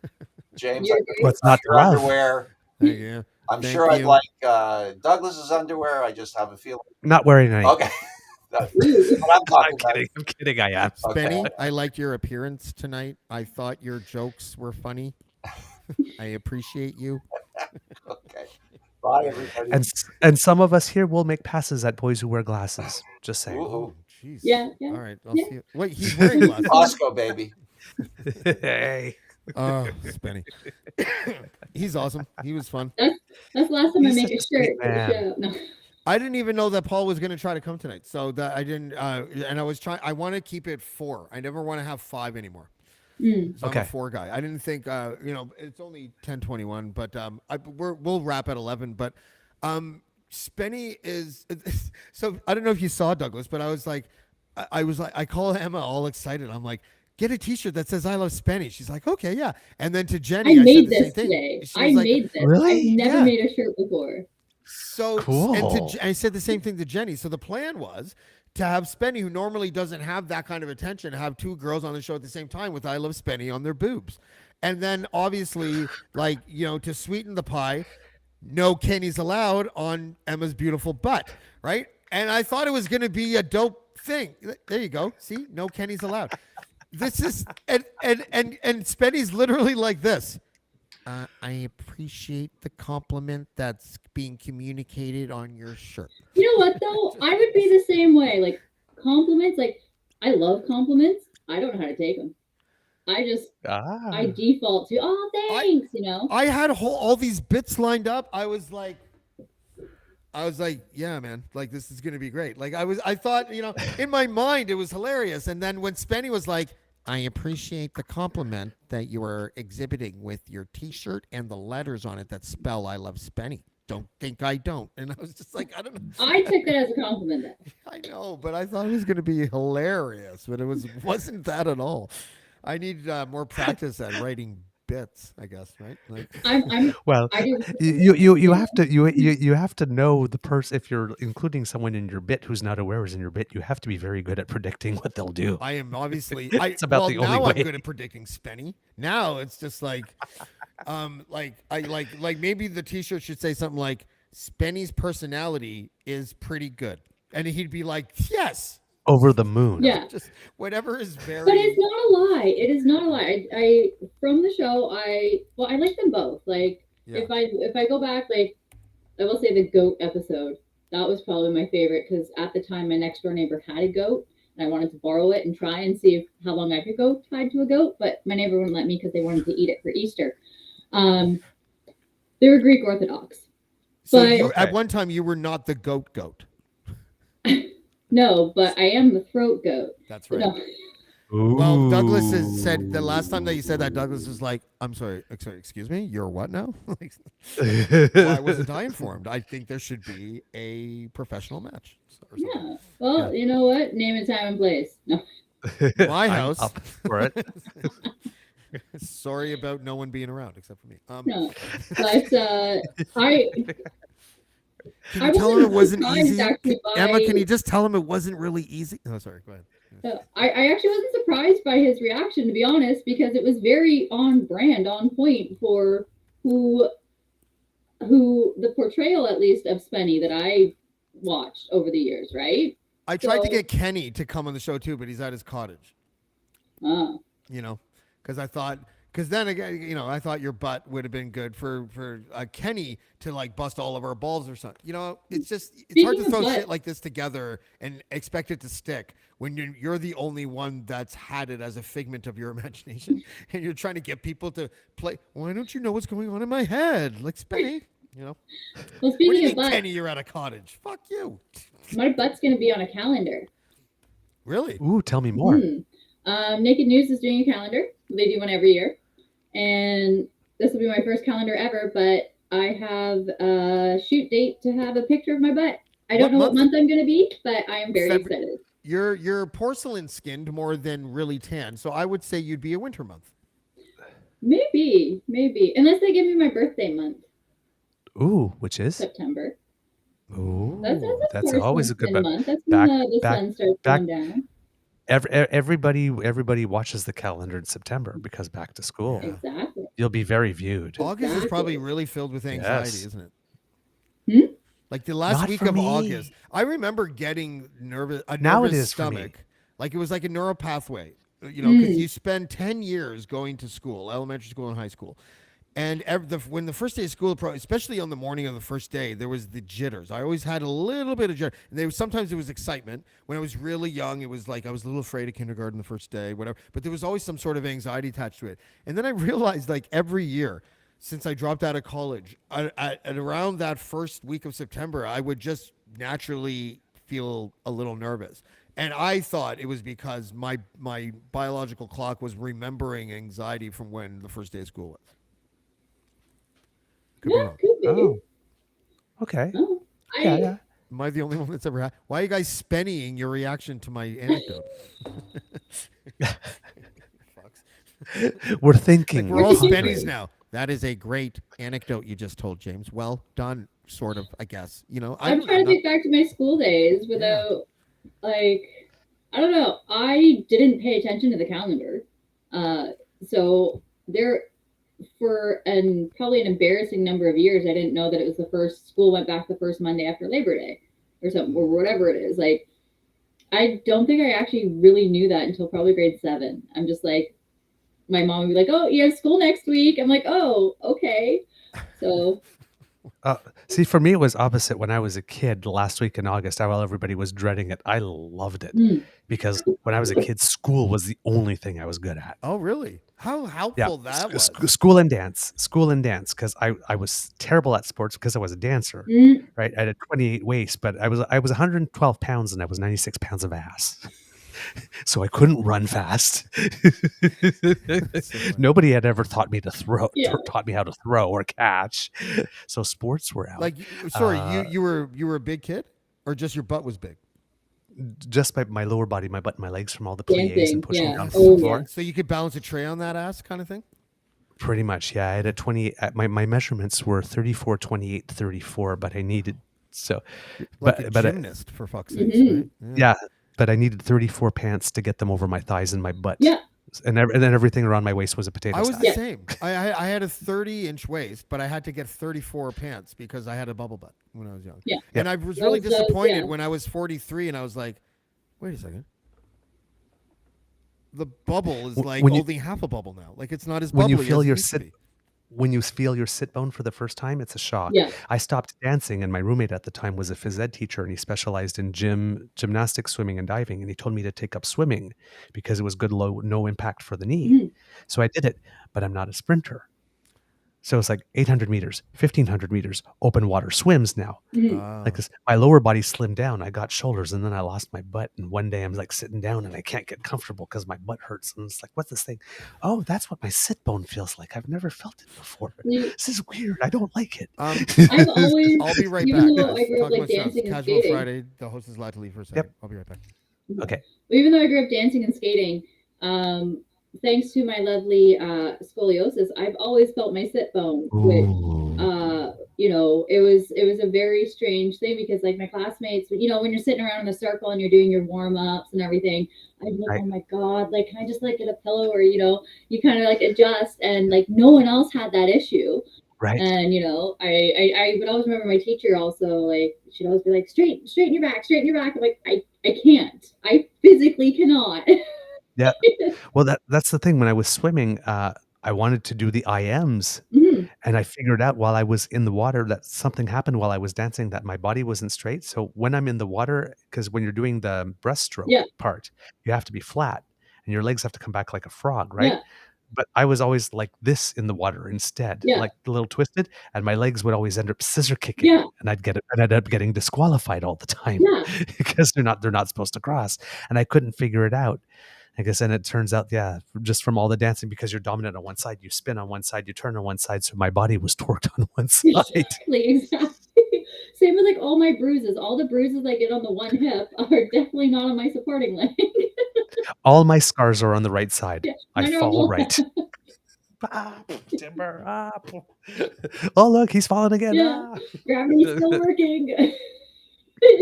But with back to school, so when I was a kid, Mm. like school and dance were the only two things I was good at. I was terrible at everything else. Yeah. Not popular at all. Like this, no girls were interested. So it was just one of those things. And it's like, so I loved school. You would get the flyers like mid-August with all the back to school stuff. I was like, I want this binder and I want this. And now that I'm an adult and I don't have to go and buy new binders every September and whatnot, I don't know what to do with myself when the end of August comes along now. It's like I haven't been going back to school since I was 25. It's been 25 years. A new notebook just out of habit, right? But see, I loved school for the coursework and the teachers, but I was mocked relentlessly. So it's funny, like all the stuff that I capitalize on now, and I say capitalize because I've pretty much on my non-comedic side, I've commodified myself, right? Right. Everything that I sell is everything I was made fun of growing up, but relentlessly. I was better friends with my teachers than any of my classmates. Okay. I had a few class friends, but the thing that happens, we grew up relatively poor. Same. So in the neighborhood that I was in as a kid, we were all poor. Mm-hmm. Right? So if you happened to be good at school, everybody was happy for you because you were going to get out. Yeah. Well, then we moved to a nice part of the neighborhood of town. Like, because I was living in a foster home and their own son was getting ready to go to high school. Mm-hmm. So they wanted a better neighborhood to go to a better school. So we moved into a neighborhood where people were judges and teachers and lawyers, and all the kids got to go to Disney or Vail every March break, and got a car when they were 16 and were wearing Polo and Benetton and Esprit. And I was wearing Byway and GT Boutique Special and like this. And we take a trip every year to the campground. Yep. Right? We go real far. We pause our hydro for 2 months and we go camping, like pretty much, right? So I was grade 5 was the worst one because we just moved to the new neighborhood. Fortunately, that school was only open for 1 year and it closed. But it was terrible. I had no friends, no nothing. It was an awful year. And then we got to grade 6 and we went to another school. But all my grade 5 class came with me. Yeah. So the first 3 days of school, I talked to everybody that was not in my grade 5 class and made a few friends before the word about me got around. Yeah, exactly. But I was totally not cool. Not cool at all. And all the things about me in high school that were totally uncool, when I got to university, well, all of a sudden I was my own person. Yeah. And I hadn't changed much from high school. Yeah, same. Right. It was like, and all of a sudden it's like, oh, you're so cool. You're so cool. And I was like, when did I get promoted? Did you I remember the first time someone's like, when I mentioned I play French horn and auxiliary percussion, I was like, oh my God, that's so cool. And I was just waiting for their face to crack and be like, totally joking, you're a nerd, loser. So leaving high school and grade school, because it was the same for me. My family, we were super lucky in that someone held a mortgage for us. That was the only reason we got, where we were. But we were the poor kids in the rich school. And once I got a scholarship for college, that was the only way I was going. And so when I finally got there and there's just this, oh, wow, that is so cool. You can do this, you can do that. Oh, you can sing, you can do this. It's like, yeah, I are you mocking me? I'm waiting for the shoe to drop, right? It's one of those and now. Yeah, it just blows your mind that all of a sudden all the things about you that were totally uncool, everybody thinks are super cool about you. Yeah. I will say, though, I have had a chance to do that, which is very cliche, but I'm very happy that I did get to do that, where I've had several high school bullies of the male variety come up and be like, hey, you grew up nice. I'm like, yeah, you were a jackass in school. Go fuck yourself. I got to say that to them. It's just never happened to me yet. So good. Has a bully ever come up to you and was like, I'm really sorry? I actually have had that as well. Yeah. I did have that. But my favorite was, and I'm not even going to say their name. I doubt they're watching, but I'm not going to say their name because it's not worth it. But they came up to me, asked me if I remembered them, and they made my, like, I would go home and cry myself to sleep because of this person. I looked at them and I'm like, who are you? And that, chef's kiss. Oh. Best, proudest moment of my life, because you could see just like, oh, shit. You know, like, she doesn't care. I totally did care. I've been a bully that has, like, I wasn't like a relentless bully in school, like in elementary school, but for some reason I did target this one guy, and I reached out to him like, I don't know, maybe 10 years ago or something, and I was like, listen, man, like, I just want to let you know that I know I was a dick to you, and I'm really sorry for that. And surprisingly, he was like, thank you for saying that. Which made me feel horrible because I was like, holy fuck, it did impact him. But like, yeah, you know, I know, like, I was bullied when I was younger by other people, so I understand. Like, puberty wasn't kind to me. I was like, oh, I'm puberty. Oh, I'm shaving when I'm 12. You know, like I was Italian. Like, I don't know what your background or whatever is, Douglas, but Italian people, like, I have footage of me when I was 12, and my mom was like, shave that shit. Like, it was just like this fucking like hanging Moses beard, but a bad one, right? Mustache started coming in at 10, hairy chest at 12. Yeah. The first guy to sprout hair at school is like the first girl to sprout boobs. Yeah, I had a hairy chest when I was 12 too. All the guys think you're a freak. Totally. Like this. And then full beard at 13. I got served in bars, uncarded at 13. Yeah. My first beer that I ever I was bought. that don't hairy. Get served uncarded. Fuck off. I was that hairy.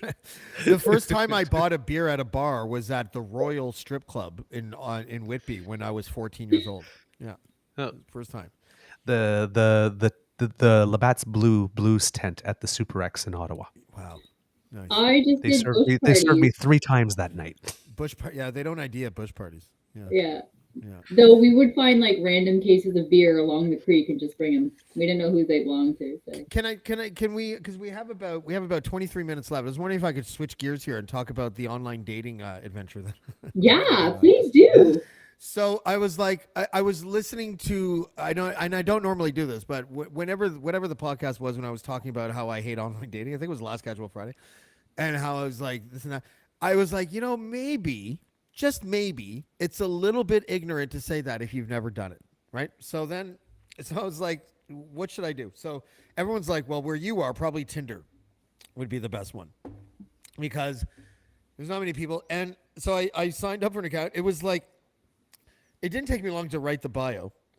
It took me like less than 30 seconds. But to choose the pictures, I was like, oh fuck, right? Like, I don't know what pictures to choose because I didn't want any posy pictures or cool guy pictures or anything like that. Like, I didn't know. No holding a fish. Right, or anything like that. And so I picked these 2 pictures. They're okay, I guess. I don't even remember which ones they were, but whatever. And then I go onto it when you're ready to, like, I don't know, shop or whatever the fuck you want to call it, right? Like you know what I mean? Like the whole like process of swiping left makes me feel like I'm like Kim Jong-il and I'm like sending people to the gallows or something like that. I know it's just me. It's not like I'm the reason like they should be really sad about being swiped left, but I was just like, so I haven't swiped right yet. Right? And in my mind, and then I started laughing because I'm just like, why aren't you swiping left? And the only reason I could come up with is because these people are online dating. Right? So it means I'm never going to swipe right if I'm really being principled about the whole thing. Because I got to tell you, it is exactly what I thought it would be. It is like honestly, if I see one more picture of a grown-ass woman doing this, I'm gonna fucking kill myself. And every single picture, she's just like it's always those duck lips, and I'm just like, this is fucking insane. Like, I can't do this, right? See, and then I should saw have people learned that from- I knew. This is impressive. I walked into the coffee place today to talk to Jessica, who's like a barista at this coffee place, Madawaska Coffee. Shout outs to Madawaska Coffee. You should be my first sponsor, by the way. But I walked up to her and I'm like, oh, hey. She's like, hey. And I'm like, I swiped left on you today on Tinder. She's like, really? I'm like, yeah. She goes, why? And I'm like, because I knew I'd be in the coffee shop and I'd see you here. And I haven't swiped right yet. And I don't think I'm going to. In fact, I think I'm going to uninstall it from my phone because I don't really like it. I had one conversation with one chick. She, I guess you gotta, when you don't pay for Tinder, I guess you gotta wait till someone swipes right on you that you swipe right on, and then you can message them. So she messages me. She's like, "Hi," and I'm like, "Hey," I'm like, "I just want to let you know right off the bat that this is my very first online dating message I've ever sent to anyone. So ask me anything." She's like, "What do you do?" And I'm like, "Well, I'm a podcaster. My podcast is called Blackballed James Fury, and an assistant librarian." That was 3 days ago.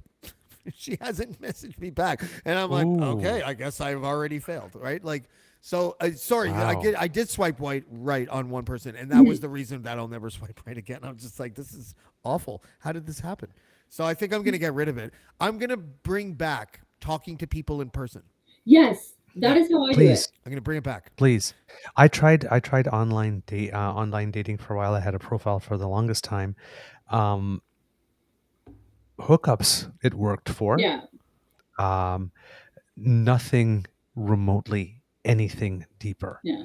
Like you'd meet like someone and like this, and you'd like have a great time one night, and you say, "Let's do it again." Okay, yeah, sure, let's do it again. And, like there's one guy I remember I actually found out that it was his birthday coming up. I said, "Okay, well let's hang out for your birthday. Well, like I'll take you out. We'll do something." Says, "Sure." Like this. Birthday comes along, nothing happens. It's like, what are you? Says, "Well, oh, you didn't call to remind me. But I need to call you to remind you Yeah. that I'm taking you out for your birthday?" It's like maybe I've gotten old somewhere along the way, but usually when you make a plan with someone and then you call them again afterwards, it's because the plan's going to be canceled or changed. Yeah, exactly. Not to say, "Hi, yeah, I just wanted to let you know that everything's still on." Communication. Yeah. Communication. It's like you make a plan, you make a plan with me, like to say 3 months from now we're going to see this concert. I'm going to write it in my calendar and I will be there. You Yeah. don't have to call me to remind me. Yeah, like I I will might be there. follow up like the week But this before one and is say, like, "Hey, okay, wait a really minute. excited." It's like I offered to take you out for your birthday and you didn't remember? Yeah. That's because Okay, maybe if I want deep relationships, I need to stop swimming in the shallow end of the pool. it started with cellular telephones. Cellular telephones made people so unreliable because now anytime they want, they can just be like, at the time it was like flip, and they'd be like, "Yeah, I'm going to be late." And nobody was punctual anymore as soon as cell phones came out. And then you add you put a TV on it, and everyone's just like, how many people do you know that are just the flakiest fucks ever? Like they always will be like, "Yeah, I'm going to go." And then they never go. Yeah. That's because of 4 technology. years of dating before meeting Alex. Really? See, 4. I refuse to use apps. I used apps for a bit and I had no problem like matching with people, but I found they were very much looking into hookups, or there were times where I just wasn't ready to meet someone. And then I just kind of realized like I don't actively seek out relationships. You know, I like to go out and see how people genuinely fit in my life, because if I go out and I'm looking for a romantic partner and say I meet someone and they're awesome, but I'm only looking at them through a relationship lens and they don't measure up, I'm going to lose out on whatever friendship or acquaintance or whatever networking is going to come from that because they don't fit the mold. And I found since doing this, like I've had some amazing people come into my life. I've also like there's someone that I talk to and I see quite regularly. They're amazing, but they had DM'd me after we first met, and I completely ignored their DMs. And now they've like, instead of sliding into my DMs, they slide into me. But like had we chatted through DM, I don't think I ever would have actually gone out and been like, well, hey, like let's actually do this face to face, because online feels so disingenuous. Yes, it does. And you know what I've learned, and I don't want to overstate this because she might be watching, but I'm friends with one of my exes in total, right? And I've been around, okay, but one of them, and I've known her for like basically like literally I think half my life. I'm 46. I met her when I was 23, and I'm learning. She has been like in all honesty, like since this. And since like, you know, the whole family situation being completely turned upside down, I cannot think of a more important person in my life right now than this person. Like she has been my rock. She has been like there for me and just a really dope ass friend, right? Like she's just been there. And I told her this, right? It's not like whatever. I'm like, you know, I have just readjusted my lens when it comes to like what I think I want in like if I ever want in a relationship again. And I only know what I don't want. And it's not because I'm afraid to get hurt or anything like that. Mm. I really, really, truly believe that that whole cycle of a relationship that starts with infatuation and goes to the honeymoon stage and goes to this and that and everything is real and primal and almost entirely related to procreation. Yeah. I think just at an instinctive level, right? And because I don't want any more kids, I am looking at this friend, and I told her the other day, I'm like, listen, Cal, I'm not proposing to you. So I just want to preamble by letting you know that, right? And she's like, she starts laughing. And I'm like, if I can imagine myself ever wanting to be in a relationship again and loving someone, it'd be you, kid. Like, it really would, because you're proving to be someone who genuinely cares about me. Like you, like I can feel it. And whatever the context happens to be, I'm not looking for you to tell me that you love me right now or anything. But I will be honest with you. I fucking love you. And it feels like a love that is so much better than the infatuation stage or the honeymoon stage, because I know you. You're my friend, right? You're my friend above all else. And because of what I've been through and because what I don't want to go through, and also just because I don't want to have any more kids, you know, gun to my head, yeah, you know what? I'd get down with you, Kel. Like I would fucking live with you, because I know that we have the type of relationship that's based on an underpinning of an actual friendship. Yeah. And I don't think I could get that with someone else. Like if I met someone on Tinder and tried to go through the process of being pals first, it would feel, I don't know, like it would, like I'm reverse engineering the whole point of online dating or something. You know, like. So that's a good realization for me, I think, to have. Kelly, if you're watching, don't worry, I'm not. Uh-oh. Uh-oh, Did he he froze. freeze? No, he's back. Oh. Yeah. Oh, there we go. I'm not gonna show up at your door, Kel, but I do love you with all of my heart. I really do. She's such a good friend. And but anyways, yeah. So that just made me even more turned off to online dating. Douglas, sorry, you were gonna say something. It's funny you mentioned that, actually, because my sweetie was talking to me earlier today. I don't know how exactly it came up, but he said something, and I said, yeah. I said, of course, because we're friends. And he looked at me and says, you think of me as a friend? I says, well, of course you're my friend as well. It's like you're not just my boyfriend like this. Like, we're friends. I actually like hanging out with you. If we weren't partners, we'd still be hanging out. Yeah. Right? It's like, yes, we are also friends. Yeah, so what he heard was, you like me as a friend? No. It was just because for him they're two separate things, right? And it's sort of like, oh, so you see me as a friend as well. Yeah. So yeah, of course I. Well, and I think it's super I'm hanging out with important for a healthy relationship to be able to exist without sex. Like, take the sex away. Yep. I think Kelly and I would get down. Kelly, if you're listening, Kelly, we would get down. Wait, hold on, Emma. Stop talking for a second. Kelly, if you're listening, we would absolutely get down if we were going to get together. So don't listen to Emma right now. Go ahead. Okay. Oh, well, trust me. Like, I am a big fan of having sex with my friend, right? Like, I'm not. That's the thing. Well, you're gonna have sex with people you hate, people you don't know, people you're enemies. I know that if having sex with people you hate is underrated. Still going to be this person's friend. Then that makes the sex even more better, because right. I don't know if that's a good combination of words, but they know you inside and out, and then they get to know you inside and out. I had a friend with benefits for over 20 years once, and it's true. It's like that. At some point, the friendship just does something different. Yeah, and I any type of like, I'm not currently looking to settle down. I very much enjoy my independence. I enjoy space. I find a lot of dating. I mean, I've been on dates with people where literally by date 3 they're planning a life with me, and it's like, slow down. I like to maybe, like, I don't need to spend every hour with someone. I don't need to, if I see you maybe once a week, twice a week, 3 times a week, not every week, like, I want to be, it's a solid relationship is based on friendship first, because there are going to be times in life too where the sex is going to fade. It comes in ebbs and flows. And if you do not have a solid foundation, when it's a no sex time, you're not going to have that core to keep yourselves together. And that kind of But I mean, a good hate fuck is kind of good every once in a while. Yeah, too. the hate Yeah. fucks are really underrated. Really. Absolutely. But it works the other way too, because like, just as we're friends, there are times when we have an argument Mhm. or when times when he's been particularly ornery, Mhm. where I'm like, sweetie, I love you, but I don't like you very Yeah. much right now. Let's get naked. Yeah. Exactly.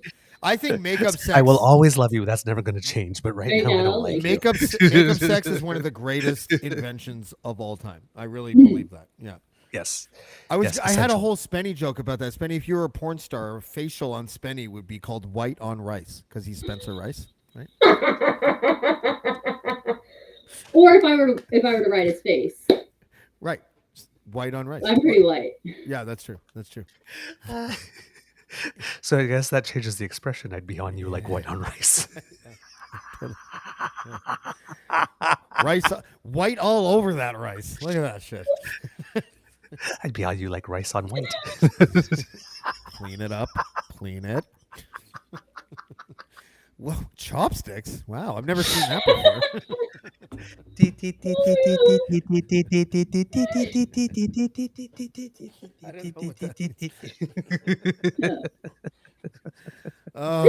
Well, listen, let's end it there. Let's end it on a funny note. End it on chopsticks. Yeah, that's okay. right. That's right. Somehow that's racist. I don't know. I like chopsticks, but I never understood the fur Elise thing. Why is she furry? Oh my god, someone posted something. There used to be a salesman in like the 19th century, like the mid 1800s, that used to go around selling like women pubic hair toupees. I like the buff. Oh, Merkins. Yeah. That's right. Was that you that Merkins. posted that? Merkins. Yeah. Was that you? It wasn't me, but I know what Oh they my are. god, how do you know what the fuck they are? I don't know how I know half the stuff about heterosexual sex, to be totally What was honest. with I've never actually had any. What was with people You're not back in the missing day much. with the fake white wigs and the merkins? Like what did people have an issue with hair back in the day? That's such a weird thing. Wow, a spider just fell from my ceiling and it's like the size of a coaster. Ooh. Yeah. Do you want me to kill it? I'm a little far away, but I don't kill Ooh, spiders. I don't kill. I can't. Nope, Spiders neither I, eat yeah. all this shit. I actually wouldn't kill it. I actually have a Holla. tick in a jar that I was about to say the same thing, Yeah, James. that's right. Hold on. I have a tick in a jar that I'm going to be releasing outside. No Kenny's allowed, by the way. Yeah, go ahead. It's a tick in a jar. A tick in a It's jar. a tick in a jar. It's a tick in a jar. I wonder It if was you're pulling better- on one of my children. Are you better for catching and releasing, or if you were to kill it? What's more safe for everybody involved in this world? Well, I don't know how to kill it.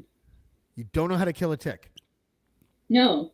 And I Flush don't it. want it in my house, so Flush it. I just don't like killing things. It could kill a child next door. You could give it Lyme disease. You know what I'm saying? Oh, this one's not a Lyme disease tick. How do you This is just an annoyance tick. how do you know? Because there's different kinds of ticks. They have signs all over Hamilton that tell us like which ticks are good and bad. But we named this one Richard because he's a dick. Poor Richard. Dick the tick. Feed it. See if a spider will eat it.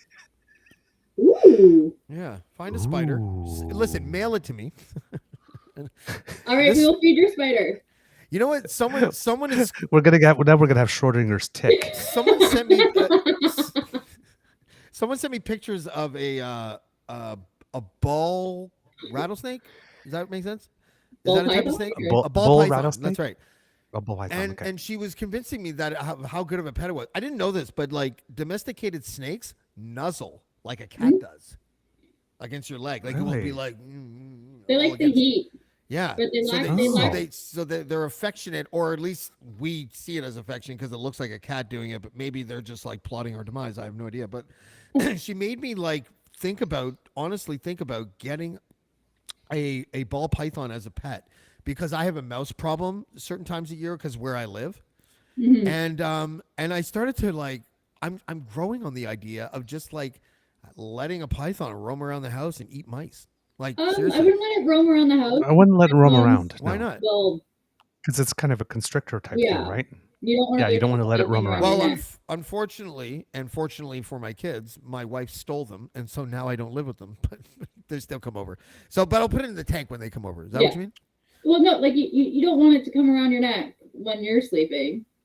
Yeah. Not. I Like- don't want the python to come around my neck for sure. Yeah. But I So, do. yeah, I so have that's a why you don't friend wanna who leave it has roam one of around those, the like, house. yellow snakes.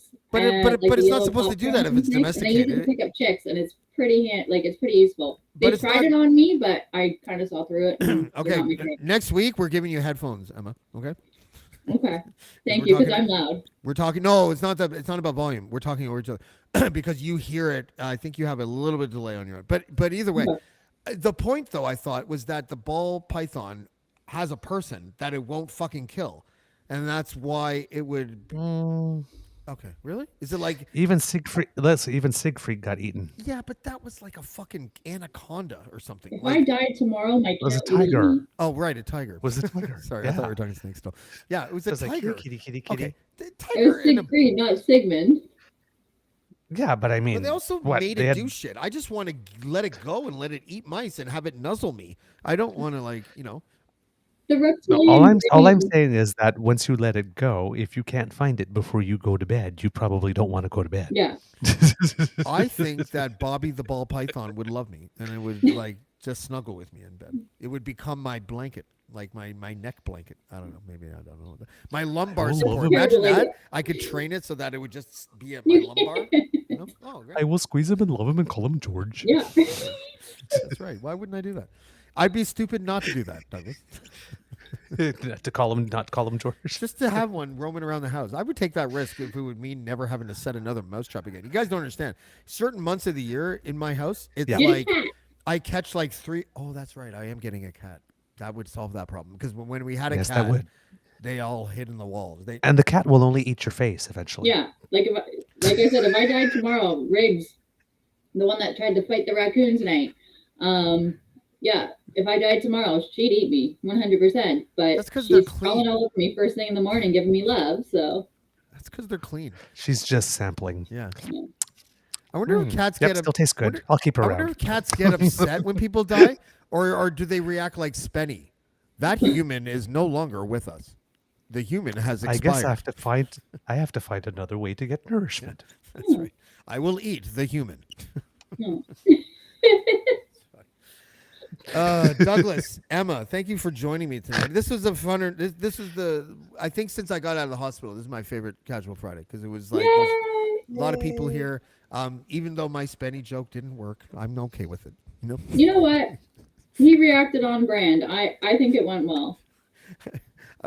I haven't done that since about as I good as you haven't could done that expect. since Ryan Lindley was my co-host, where I was like, "Why aren't you guys laughing?" But I was really fucked up when I did that. Now I'm not on anything, so I'm just like, I am very disappointed that my bit wasn't better. Like, I feel like such a nerd. Like I'm an AV crew guy now or something. Well, you know what? If it wasn't for your bit, I never would have learned that my ex took my my iron because I bought a new iron today to make this. Oh, no. So and I learned that I could make a shirt, and you can make a shirt. And I wouldn't have this. Yeah. And I can just Exactly. pretend. And if I ever get in a mood where I want to be like submissive, I'll just pretend my name is Kenny. Well, and you'd block out the no, right? Yeah. Well, no, because unless I'd you want to want- be unless you want humiliated. to fight. You can't have this, Kenny. I'm like, I'm Jay. Oh, right, Kenny.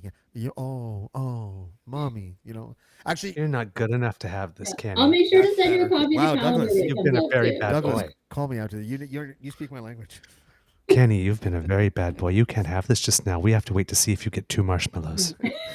Oh, that's so funny. Douglas, Emma, I love you both. Have a great night. Thank you Have a so good- much. Thank you. Hi, Emma. Thank you I very love much. seeing you. Douglas, happy birthday. And thank you, everybody. Thank you. Yeah. And thank you to everybody on the chat who wished me happy birthday. I don't know where you're doing for been a the rest of the wonderful night, but I hope whatever it is, it's sort of like white on rice. Okay? Fuck, I love you. I love you too. Good night, buddy. Oh, that's it for us. I am in Ottawa next week. I have everyone's favorite German politician, Christine Anderson, on Tuesday, and then I'm not sure, but I'll be in Ottawa, and I have a couple things going on there. I have a meeting with a potential sponsor that I'm not really going to talk about, and I possibly hooked up a live interview or whatever. So I'll be in Ottawa for 3 or 4 days. And yeah, Thank you for joining us on Casual Friday, and we'll see you next time on Blackballed. Blackballed. Blackballed. Blackballed.